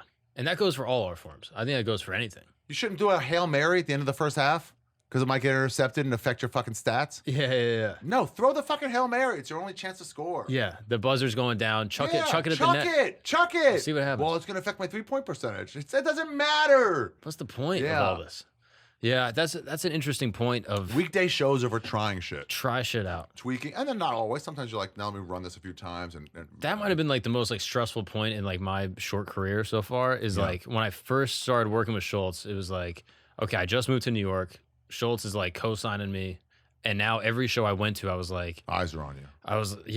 Every comic was like, all right, who's this guy that Schultz is taking out? And then the bookers, I don't know. I felt like, and I think a lot of this was concocted in my own head through insecurity. That's smart to say. But a lot of that shit is like, we making it up on our own. Yeah, everyone was just like, yeah, this guy's super nice. Let's see what he does. Like, I don't know. I'm creating the enemy in my head just because I'm fucking insecure in that moment. Mm-hmm. But I was like, okay, the booker's looking at me being like, is this guy able to be at the club? And the comics are looking at me being like, all right, who the fuck is this kid? They're wising at the club. And then they're judging you on a higher level. That's why I said you need CDs instead of specials. Exactly. So they don't judge you on that special level. And then there's a handful of people that are coming out from the podcast because they're like, oh, I like Andrew. Let's see if I like, his opener guy. And then they go watch me. And so I'm like, every single person here is trying to see if I'm worth a shit. And that was So it's a problem because now you can't work out. Oh, it was awful. Yeah. So now it's like Attell told me that when I got into the Comedy Cellar. He goes, it's funny. And I already got in after a TV show, but it was still like, it's not my scene. I just moved here. Mm-hmm. I was like, Metzger and Okerson were like, yeah, you got a showcase. I'm like, wow, hold on. I just moved. He goes, what are you waiting for? Try out new material. You're 12 years into comedy. What the fuck are you talking about? And I'm like, yeah, I guess. I was like, what? Who cares if you're moving? Just do a set. But then I got in. She was like, I can tell you're a professional. Okay, you can call in. And, but you couldn't really work out new stuff because she's like, watch to see how he does. And Attell was like, it's so funny. This is like a great workout room. And then for a year or two, you can't work out. You can't use it for what it's worth. And when you're showcasing for somebody, even if it's a Monday or Tuesday, that's not for nude material. That's for crushing. Yeah. That's for crushing. Yeah. And if you're trying to prove to yourself in a new scene, then it's like, no, now's not to work out. Which I kind of get. And that's what I did for the first like year and a half that I moved here is like every single show, I just did my best shit and just try to do as best as I could. And then I would go to like a bar, open mic, whatever, and fuck around. Right. And that was where I had license. Yeah. But I think it's important for people to kind of like recognize within any art, like, okay, where's the place that I can kind of goof and what kind of license and leverage do I have within the community to do? Yeah. Norman said I was already developed when I moved to New York, I hit that 10-year mark already. And I was headlining some and, not a lot, but some. And so Norman saw me doing what a comfortable comic does, which is work out, but he didn't see me at all. This is like, so they judge you on a different level. Like, let me see what this guy is, but this guy's just working out, but you don't know he's just working out. Mm-hmm. And then we did a music comedy festival in Houston. And I was headlining a show in a tent and I did an hour. And Mark's like, oh. I was like, what? He goes, I just thought you sucked. I didn't realize you were just practicing for these moments. And I was like, oh yeah, in New York at the stand, that's just me that's me trying shit. Yeah. I don't stand by that material. That's just me trying to get to a good place. Yeah, that's funny. And he goes, oh, right.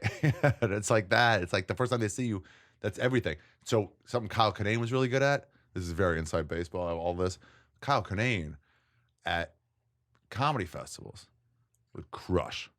And I don't know if this is intentional or not. He's a funny comic for sure, but he always did great. And I think when you're at a comedy festival, you're like, oh, I've heard of this guy from the other coast. Let me watch him. So that happens in every show you're at.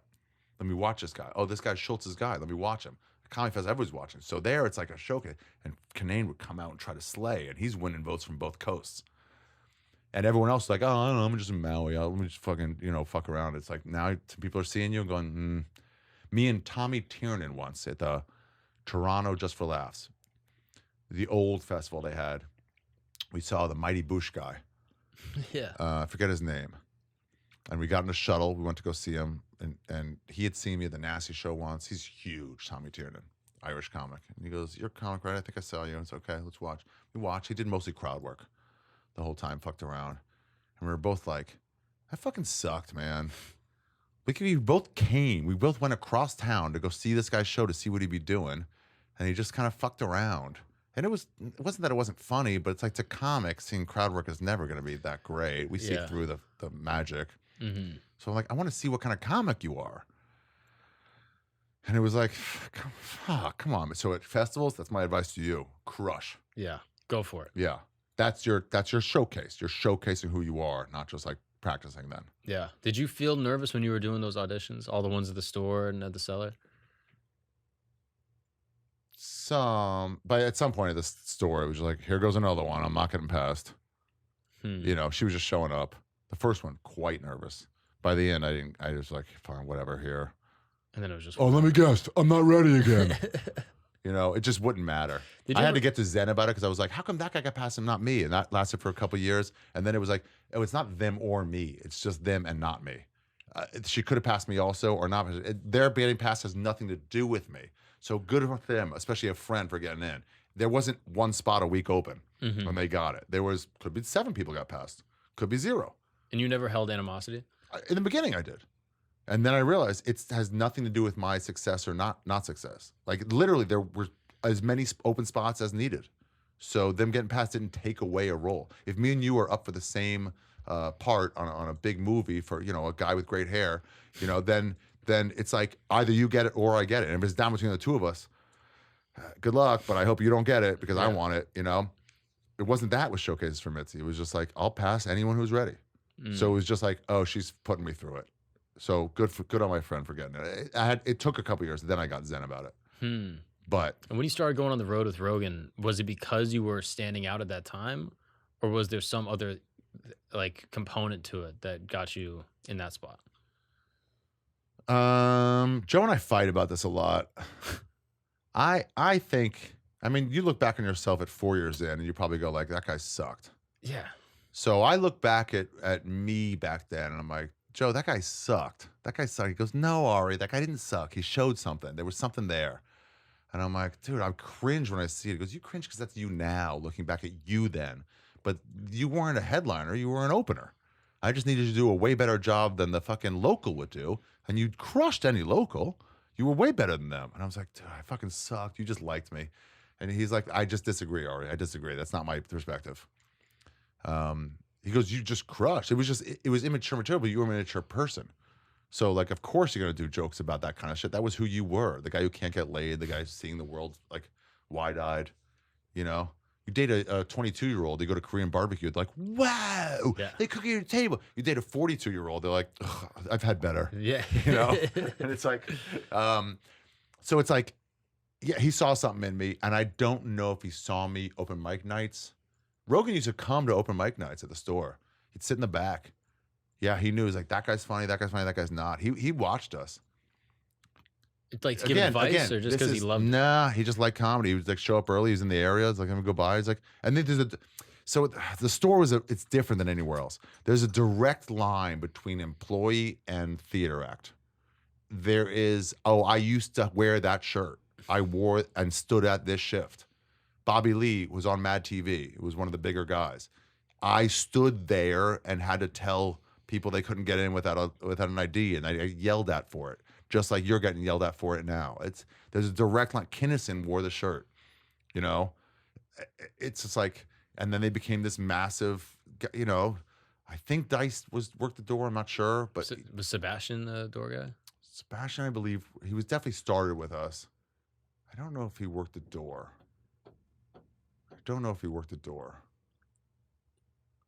If he did, I'm embarrassed. I don't know. I don't know if he worked the door. He had his other job. He worked at Four Seasons.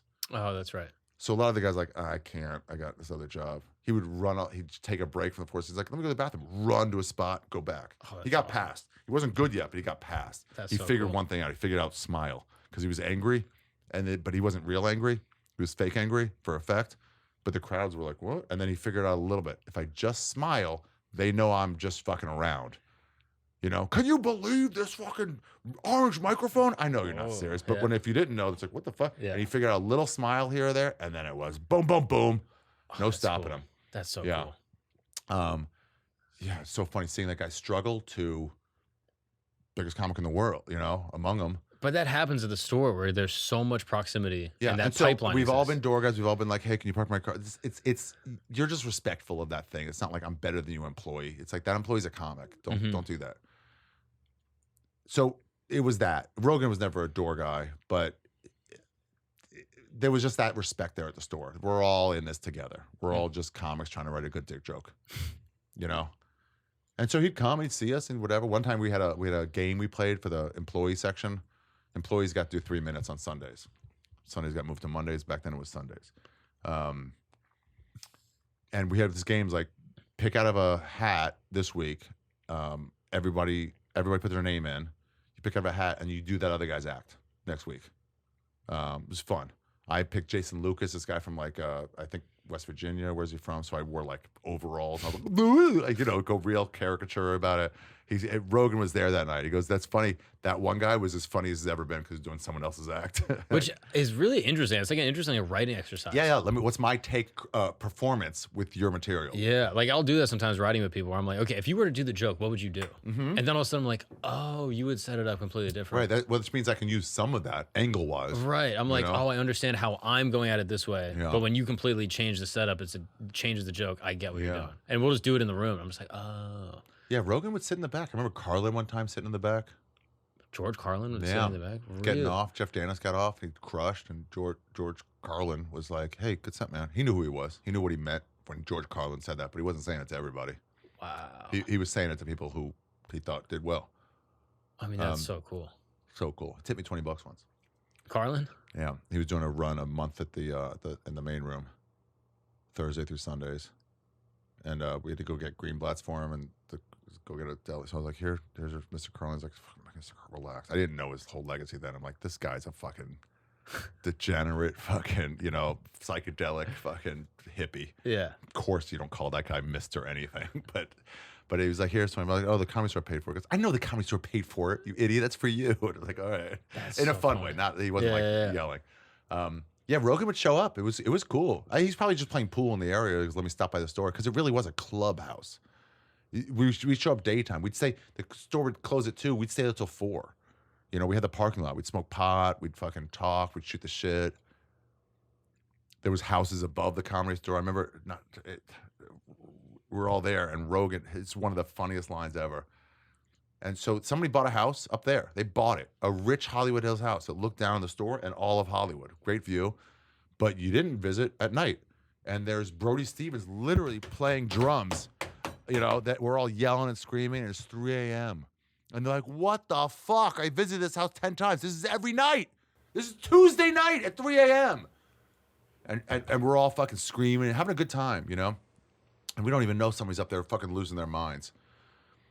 And, I mean, when you realize you're pissing somebody off, there's this moment of like, am I doing it or is it something you're just gonna have to deal with? You know?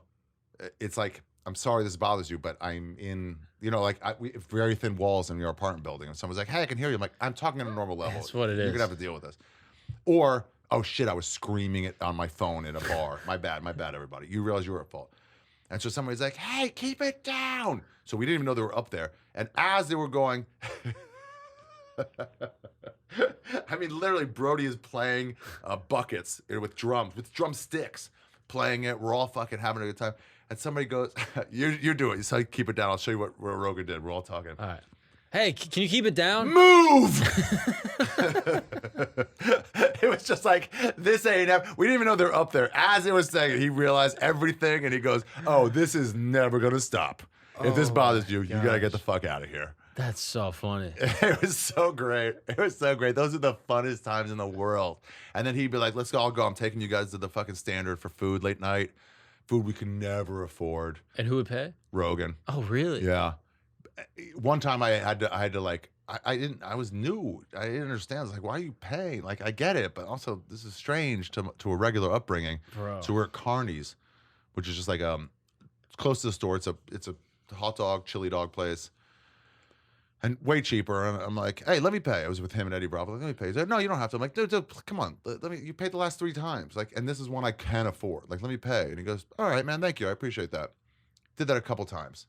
And once Renazizi, we're all in Vegas. Renazizi was there too. We're all in there. We're going across to a strip club or a club or something. And Ren Aziz's like, let me get the limo. And Rogan was like, no, you don't have to. And he goes, Joe, I'm in year 4 of a sitcom. And Joe's like, all right, man, yeah, I get it. That's great.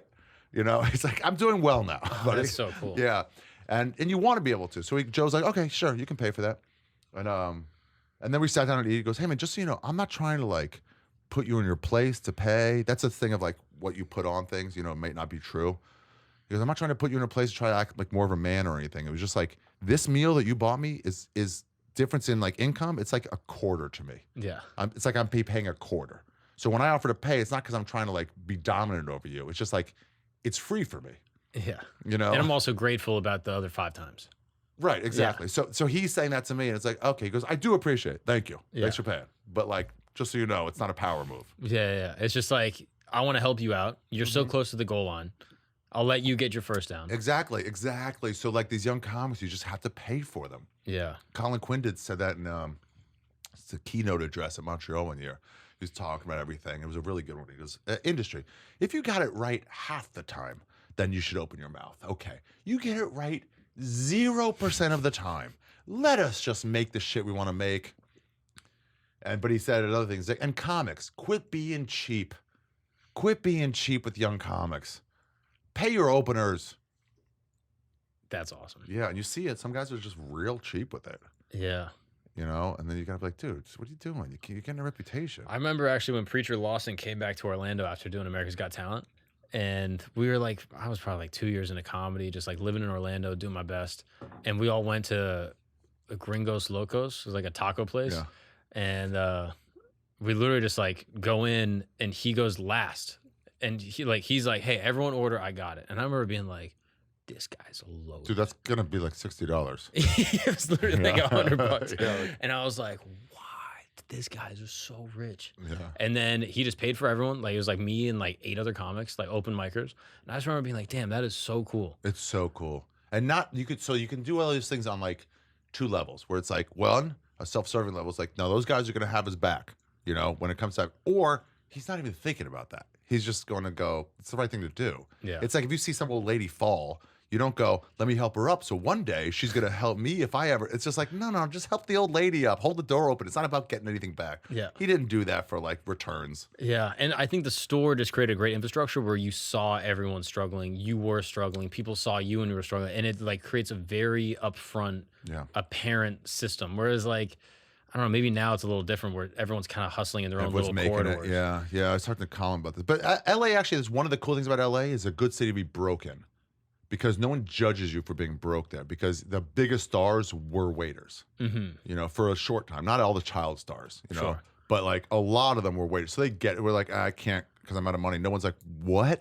But in New York, there was a little bit of that vibe of like, it was like, what do you mean you're out of money? Like, come on. It's like, because it was such the main industry was acting there and writing and movies in general. But here in New York, comedy it's a tiny industry. Wall Street's big, models are big, Broadway's big, stand-up's big. There's so many, so there's no main industry here. There's a whole ping pong circuit, you know? It's like underground shit.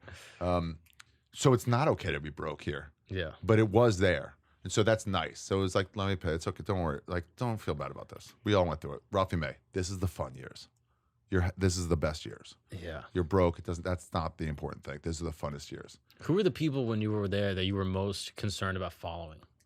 That like would just rip? So this guy, I got so much good advice. The store that's how she set it up. It was such a good art project. It wasn't just that she built a club. She built a self-sustaining perpetual motion machine where I realized that at some point, like if you need advice, the cool thing in comedy is you're around the leaders in your field and you have access to them. That's crazy. If you're a musician coming up, you don't have access to the fucking White Stripes, to Black. No, they're not around anymore. But like, you know, to Jack White, you don't have access to ask them questions like that. But you do in comedy. Jim Gaffigan has played all over the world, and he's with you on a Tuesday night. Yeah. You know what I mean? In the green room with Fitzsimmons. Waiting to go on. Yeah, exactly. You're with Greg Fitzsimmons is one of the greatest writers of all time in stand-up. And you could be 2 years in following him on a show. You're like, what the fuck? Yeah. That's crazy. And he might have advice for you. Yeah. But not shitting on you advice. Just like nice advice. So you have access to great. And then you could, I asked Dane Cook once. I was doing my first CD. I'm like, you have any advice for an album? He goes, yeah, I did like a 15-minute, he's exaggerating, but I did like a 15-minute long Godzilla act out on my first album. No, it's a fucking audio only format. So you don't just do like act outs. I'm like, good point. I wasn't thinking that. That's funny. You just have access to these people. So everyone is really forthcoming with them. So at the store, so I forget if it was either Black Pierre, just Pierre. There was a white Pierre also, who got big in the black scene. Did a bunch of movies in like that world. Really funny. Pierre Arnold, I think that was his name. Or fuck, I want to give credit, but it doesn't really matter. But it was advice about something. What were we just talking about? Such a frustrating podcast. I'm losing my train of thought halfway through, always. Following people was my Yeah. It might have been Mark Curry as well. No, I know who it was. Reggie McFadden. And he goes, I don't give a shit about that. We're like, who's hard to follow? He goes, nah, nobody. Like, come on, dude. Some people are hard to follow. He goes, no. I'm like, what do you mean no? No. Come on. Some people are hard to follow. He goes, that's my time on stage. Anything that happened before or after has nothing to do with me. That's my time on stage. And now some people would be not harder to follow, even for Reggie, who is a great underrated comic. But like he's saying, don't even concern yourself with that. This is your time. And that's all that matters. I even tell that to people like, what do you want for your introduction? I'm like, that's still you on stage. I can't tell you that. That's up to you, dude. You're on stage with a mic. I can't tell you. Yeah. I'm not allowed to tell you. That's when I noticed I was feeling more confident just in myself and in my like development as a comic when people would ask me, and I would just be like, performs all over. Oh yeah, it doesn't matter. Just say that. Just say performs all over. You know the credits of the seller? They have like from Netflix, from IFC, HBO, from whatever. Showtime. So I was like, hey, my credit is from stand-up comedy. That's funny. Yeah, I'm like, that's where you know me from. Yeah. What are you talking about? That's awesome. Yeah. Everyone's trying to prove something about themselves. I'm like, yeah. nobody knows you from Nick Moms. I get it from the club's perspective where they're like, we got to promote and let people know, yada, yada. But it's like. Yeah, Liz is like, all right, that's funny. I'll put that on. Yeah, So awesome. that's always on there. That's awesome. But yeah, I don't know. I just like that was when I was like confident. When I wasn't confident, I was like, oh, Yeah, it doesn't matter. This. It's just like, I'm here to work out. I'm here to try some shit or crush. I'm here to like, let me see if I can crush tonight with like old jokes. That's also part of working out, you know?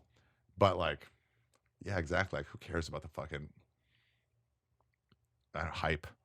Does going up after really good people at the store specifically? It helps, dude. Helps you out? When I was doing Jew or any of my stories, my storytelling show, I had a theory. I'm like, these have to work at clubs. Otherwise, you're just the moth for the storytelling show. Right, which is awesome. It is awesome. It's just not what I was going for. Yeah. You know, like there's a bunch of bars now that are like 70s bars. Don't say any names of them if you know. I don't want to ruin any places. But like, there's two different versions of that. There's upscale 70s lounge, and there's lower scale like 70s basement. Are You Garbage is a good example of like a 70s basement, the old setup, you know? Whereas like this looks like Aunt Tutty's fucking, basement that hasn't changed since then. But then there's also this like different, so they're all 70s, but it could be a wide range of things. Yeah, I lose my train of thought a lot. You got this. We've got it every time.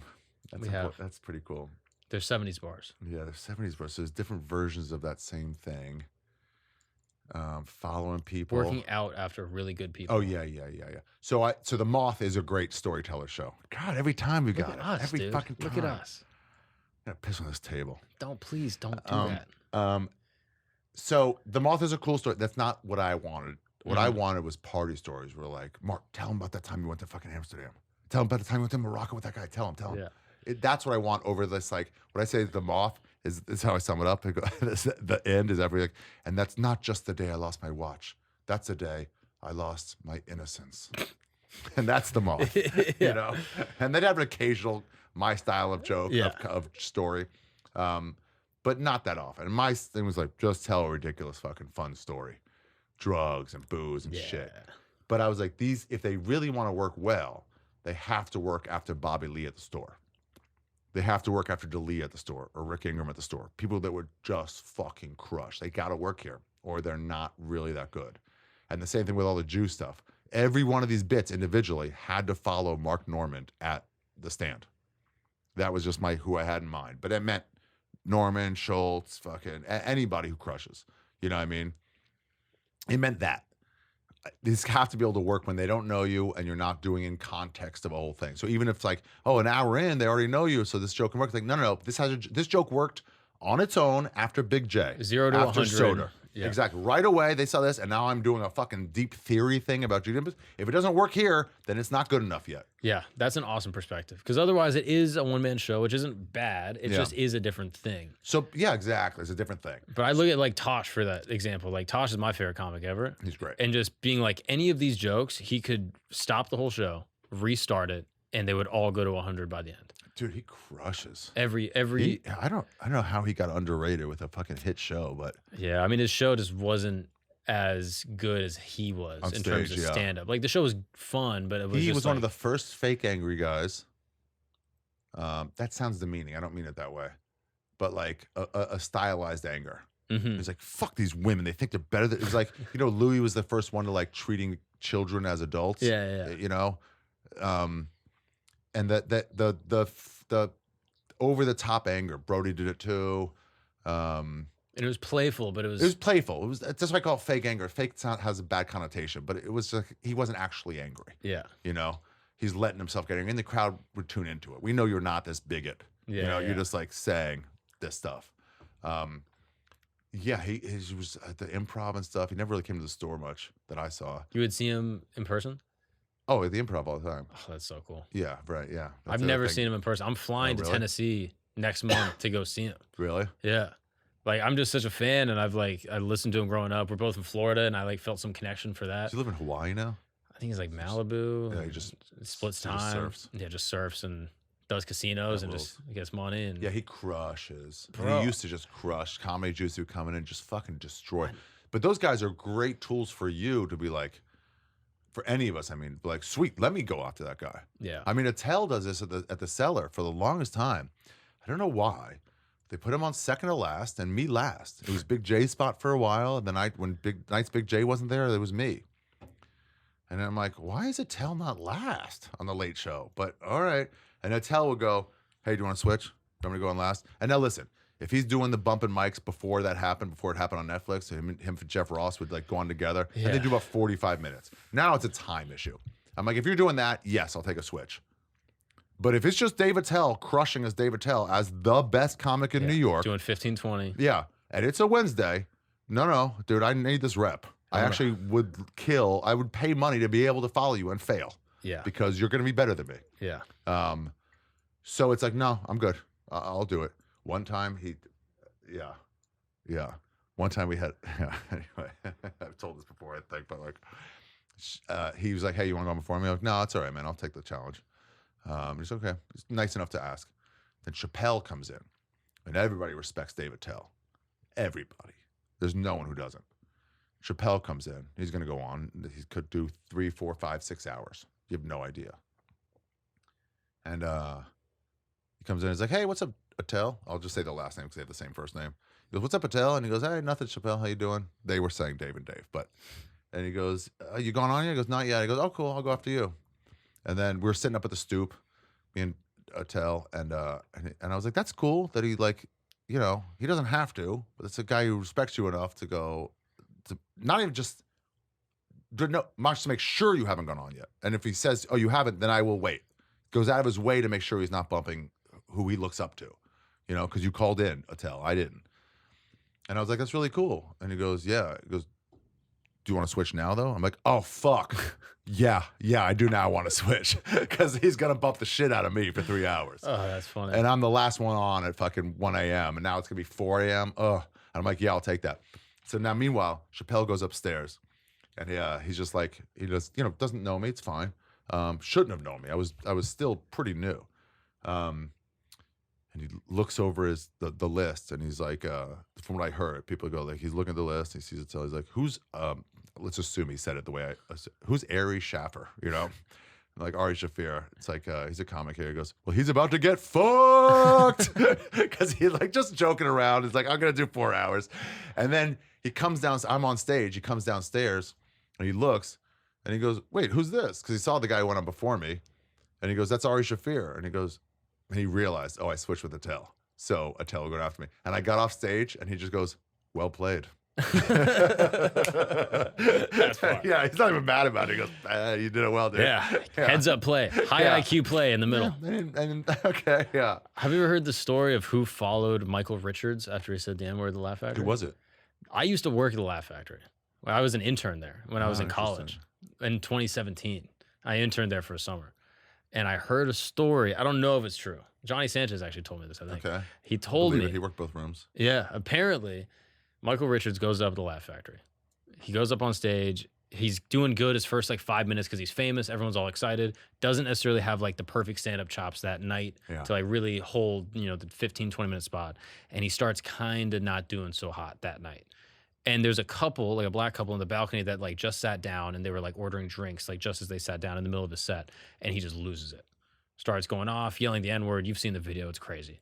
Apparently he gets to it. yeah, every night. And then he gets off stage. People are like, the room is split. There's like people outside trying to fight him. He ends up going upstairs into like that green room that's like a video production room now. And he's just like sitting up there and he's looking at all the people in the room. And I think Johnny's in the room with him. And he's just like, dude, I cannot believe I did that. And I think Johnny looks at him and goes, dude, everyone's going to forget about this tomorrow.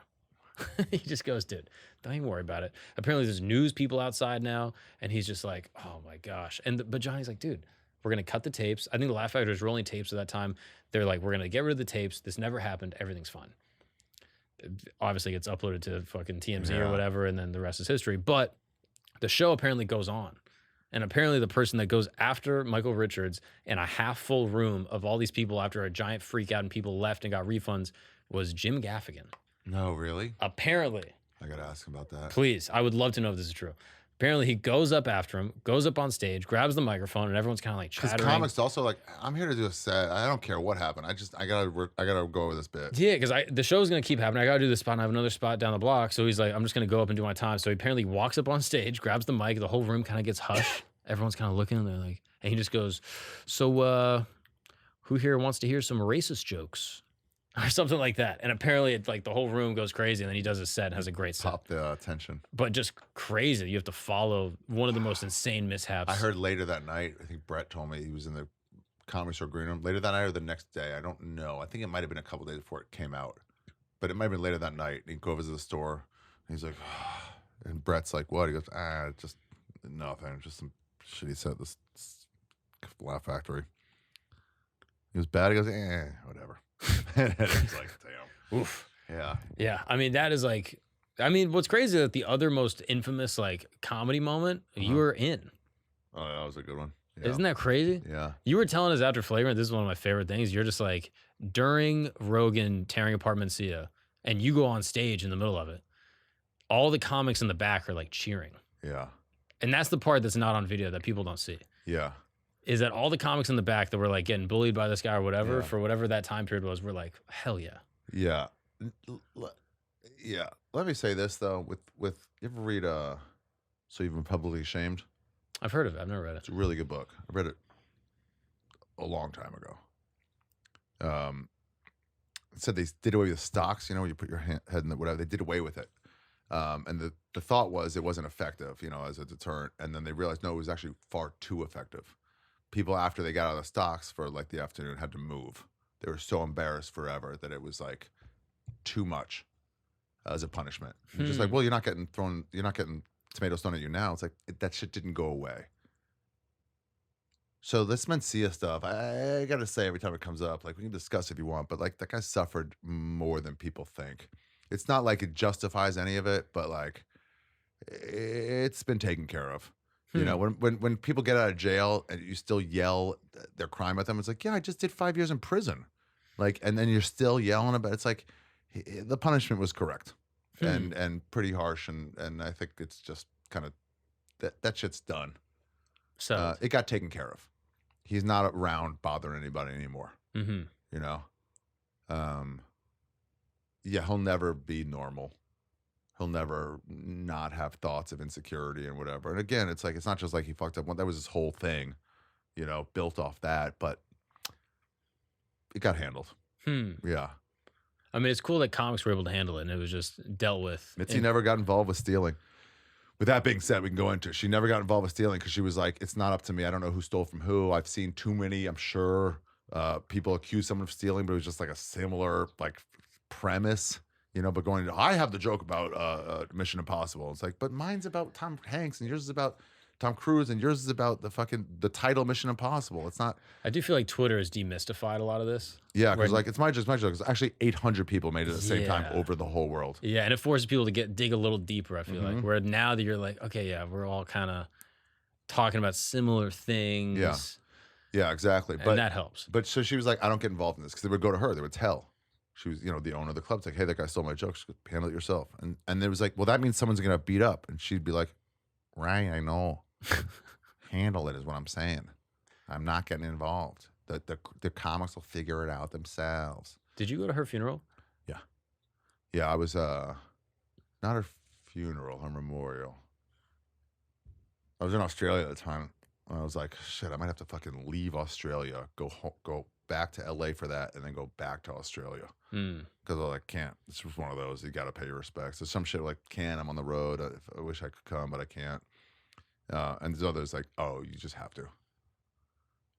Yeah, so I was like, could you hold off a week? And then I did, but not because of me. And it was like, okay. I just went straight there instead of back to New York, I think. Is that a surreal experience?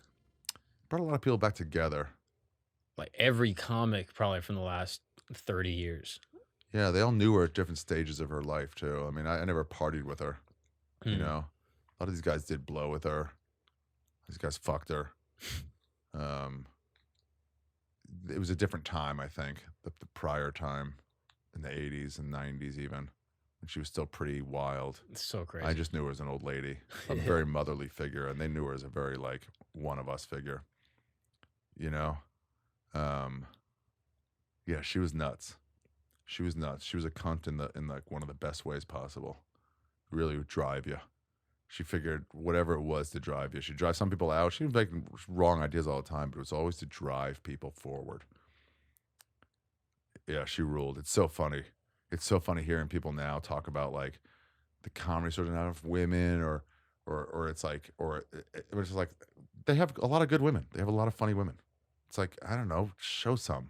It's hard. It's not half women, half men going in. Maybe nowadays, but not then. So you can't just suddenly have more. The percentages were like, it's a deeply male field, you know? And it was like, it's misogynist. I'm like, what about the fucking boss who made you fuck her if you wanted spots? No thought of that being a bit misogynist. By the way, we didn't care. It was just like, hey, Mitzi wants me to fuck her, I can get in. It's like some 54-year-old lady wants me to fuck her so I can get spots. Oh, I guess I'll do it. I'll get made fun of, but I'll do it. This is why you auditioned 30 times, dude. Exactly. I never auditioned correctly. Yeah, that's what it was. Yeah. Yeah, she ruled. She was her own thing. That's cool. That's one of my regrets in comedies that I'm like, it's not really a regret, but just like, man, it would have been cool to like meet her. Yeah. Kevin Christie said he was like really glad he got passed by Mitzi and not by Tommy or Adam Eget. It was like one of the last few people that like Mitzi was like, you're good enough, you're in. That's really cool. Yeah. Yeah. And you got to have that. You got to have that experience. Like that is so cool. Yeah. Yeah. I mean, it really is like, I've never worked for anything harder, including that last special or, I mean, anything of getting past the store. It encompassed all my thoughts, all my emotions. There were times where I didn't get past and I would just go to the main room that was closed because it was open one night a week, maybe Tuesdays for Black Night, for Fat Tuesday, and like Saturdays only for like a second main room show, but only 80 people, 100 people be in it. It was just fail. But anyway, on a fucking Sunday, it was closed, and I would just go in there and just fucking throw chairs, pick them up, and fucking throw a temper tantrum, cry at night, alone in my apartment, just like crying, just tortured me. But goddamn, maybe work hard. It was like I just want to get past, and there's no networking that'll get you there. It's just like I gotta get better, and I don't know how to do it. I don't know what I'm supposed to do. It's so uncertain. It's not like here's the path, just do that. It's just like I don't know how to realize my funniness. It was so frustrating. And then when you did, it was like, it was such a relief. Did you ever consider quitting? Yeah. Not really hard. Actually, no, not really hard. I was just in. So even if you never got past, you're just like, I'll just work the improv. And I didn't think that far ahead, and I didn't work the improv. I just was a door guy at the store. I just didn't really think that far ahead. I'm sure if somebody's like, "What if you don't get past it 15 years?" I'm like, "Oh, I just didn't. My mind didn't even go to that. But if they did, I'd be like, "Oh yeah, I'll be out by then." If it's 15 years, yeah, for sure, I can still be around. But like, I never thought about it. Yeah. It was just like, it's right there. It's right there. My friends who were better than me and worse than me would get past. So it's like, I'm in the range, you know? I'm in the range of people getting past. So it's not like it'd be a reach. Yeah, that's really cool. Times, it's just fun times. It's a really cool time. And it's just cool that you got to be a part of so many different, you got to see the store go from nothing to the biggest club in the world. See podcasting Tommy leaving, go from the Adam biggest taking ever. over, Rogan coming back. Yeah, I mean, just all at the same time. Just so cool. I was in this downstairs we were smoking cigarettes or joints at the cellar. You know, you go downstairs and we could stay right there. Hotels, sometimes we'll smoke down there with us, cigarettes only. But like, it was me and Jay and a few other people. And I got the text, Tommy's gone, Adam's taken over. And I was like, no fucking way. I just moved here. And they were like, what? I'm like, Tommy's gone. They're like, Tommy who? I'm like, the talent coordinator. And they were like, what? I'm like, none of you guys are going to care about this as much as me. This is wild news. Like with that failure club, like, yeah. And then Adam changed everything. There was like no relation to the old lady anymore because I never even met her. So I don't have to follow on her fucking thing. All he did was immediately called everyone legitimate and stand up because I don't care what happened before. I don't know what happened before. I don't have any interest in it. You're Sarah Silverman. We'd love to have you here. Here's the number to call in. You call in on Mondays. You get your spots on Tuesdays for the week. Hey, Hannibal, we'd love to have you here. I don't know what happened before. I don't care. Anyway, you're living in LA or anytime you're here, here's a number, call in. But, you know, just reach out to all the real big companies. Of course you should be here, you know? And then it just changed. And then the lineups were like Fitzsimmons, Spade, Ron White, Rogan, fucking Sarah Silverman, Hannibal. It was like, that's those $300 shows that were $20. Yeah.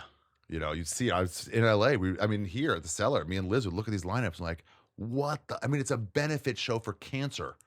You know, how good those lineups were. It was no start to finish. Yeah. Arena acts. Arena. I mean, just like, what the? There was no, and people, how do I get in the store? I'm like, too late. Yeah. I remember going there. I mean, I went for the first time in 2017 and just walking around.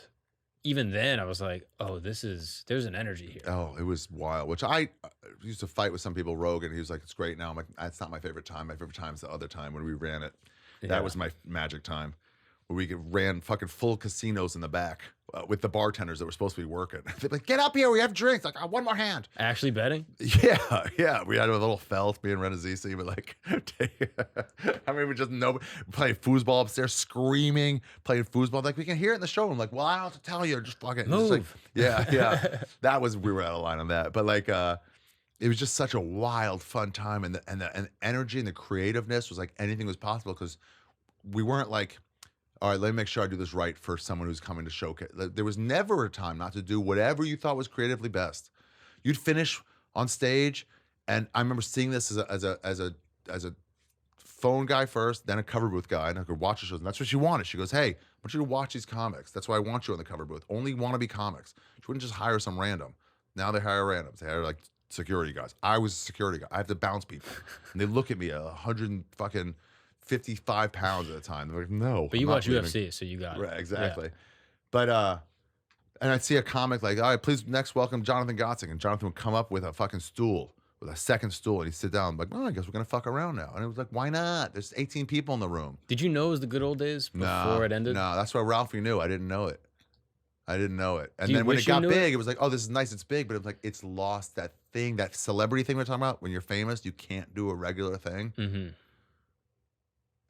It's just like, or when you do, hey, nobody knows you. See celebrities, hey, nobody knows me here. They love it. When I was in Guatemala, I was hanging out with this guy I met in a hostel. This guy from Australia, and we're in this like indigenous ceremony in a small town, which is all fireworks all day, and people dressed up in the fucking goat heads and fucking weird shit, and just nonstop fireworks. It's fucking wild. I'll show you pictures later. And we're sitting around, they're doing this thing with like fire around this thing, and there's some ceremony. We're looking at it, and then across this little square, he goes, "Hey, look, who's that guy?" I'm like, "I don't know, another white guy." There were some, but not very many. He goes, you watch the show? I think it was the show Hacks. I don't know. And I go, no, I don't watch that show. And he goes, I think that's a guy from Hacks. I might be wrong about the show, but let's just imagine. And I'm like, oh, okay. And he goes, I think it's him. And I was like, okay. He's like, look at him. I'm like, yeah, dude, I don't watch the show, so I don't know. I'm sure you're right. I don't know. He goes, should I say something to him? I'm like, 100% you should not say anything to him. And he's like, why? I'm like, he doesn't want to be recognized. He's so stoked. He's in a fucking small town in Guatemala. He doesn't, he goes, let me just call him by his character name. I'm like, dude, he doesn't want that. And he goes, I should say something. I'm like, you should say nothing. There's nothing you can say that will make his life richer. Yeah. It'll just take away. He's feeling unwatched right now. None of these indigenous people are fucking looking at him.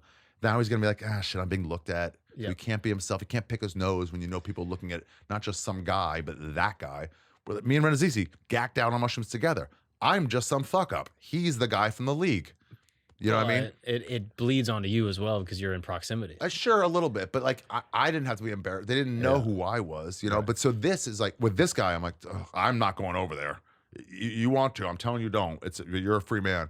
Next day, he was like, I should have said something. I'm like, I guarantee you, if that guy had found out about now, he would thank you for not saying anything. Yeah. There's nothing you could say, no joke you can make. He doesn't even want other white people being here that don't recognize him. It takes away from the experience. I get that, though. Coming from like a smaller town like Orlando, I just never knew anyone that did anything. Right. So if I ever saw someone that was even remotely famous, you're him. I wouldn't know how to act. And I would go in my head and be like, I'm probably never going to be in this situation again. I have to say something. I know. You have to say something, but there's nothing you... No, there's nothing you can say that would be the right thing. But I've seen it happen with Even Schultz. Send that guy over a drink, and it's like, oh, thanks. But it's like, no, now I know I'm being watched. Yeah. I've seen it happen with Schultz where people go walk up to him and they go, hey, I'm never going to see you again, so can I have a picture? And Schultz is so gracious. I've never seen him not take a picture, ever. Sure, you have to. But sometimes it literal interrupts of a conversation. And it was like, what? Oh, sorry to interrupt. It's like, okay, take a picture. And they're like, where were we? I mean, you saw it in this. No one's interrupting. I can't follow a chain of thought. But so now it's like, here I am with my friend, not remembering what I'm talking about. That voice in your head where you're like, I'm never going to see you again. I get that too. But let me tell anybody who wants to know, there's one thing you can say to a celebrity. Imagine you're Tom Brady. There's one thing he'll want to know from you, from a non-celebrity. Hey, you Tom Brady? I think your car's getting towed. That's it. That's what I'm going to say. Is your life going to be any better from you coming up to them? The answer is no. So if anyone sees you in public, they should walk up to you and be like, hey, your car's getting towed. And just lead with that. And then you got to figure it out. I mean, I don't mind. Even the occasional, the fun ones, like they'll walk. New York is fun because no one has time. They'll be like, oh, what's up, Schultz? And they just keep it like, we're all rushed. We're all rushed. Coolest. Yeah, it is. Black dudes are also the best at it. Like, Black dudes is cool. I'll be walking down the street and they'll just fist bump me. And my girl will be like, who's that? I'm like, I don't know. And she just goes, why did he fist bump me? I'm like, he probably listens to Love when a black dude will say, hey, because I'm like, I need more from this community. I need more fans. It's not bad. I rate it now. Me and my boyfriend rate it. We're like, we go like, what was that interaction out of 10? Someone's like 2, 3. If it's like, oh, you're all right? Hey, I got a joint. You want a joint? I'm like, thanks, man. Like 9.5. Bro. A joint and walk. My old favorites were as they're going like, Bert's fat. I'm like, yeah, sure is. And then right back to what they don't even slow down. Even that's an 8. You're still interrupting. Yeah.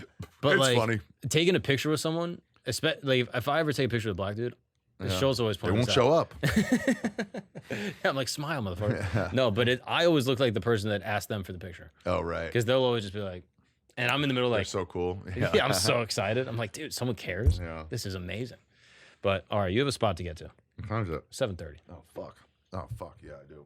Let's get out of here. Okay, let's get out of here. Thank you for the time. I'm genuinely grateful that you would spend the time with me. Style. That was a fun convo. In my tent. Yeah, it's a cool setup. I'm not paying you though. I know.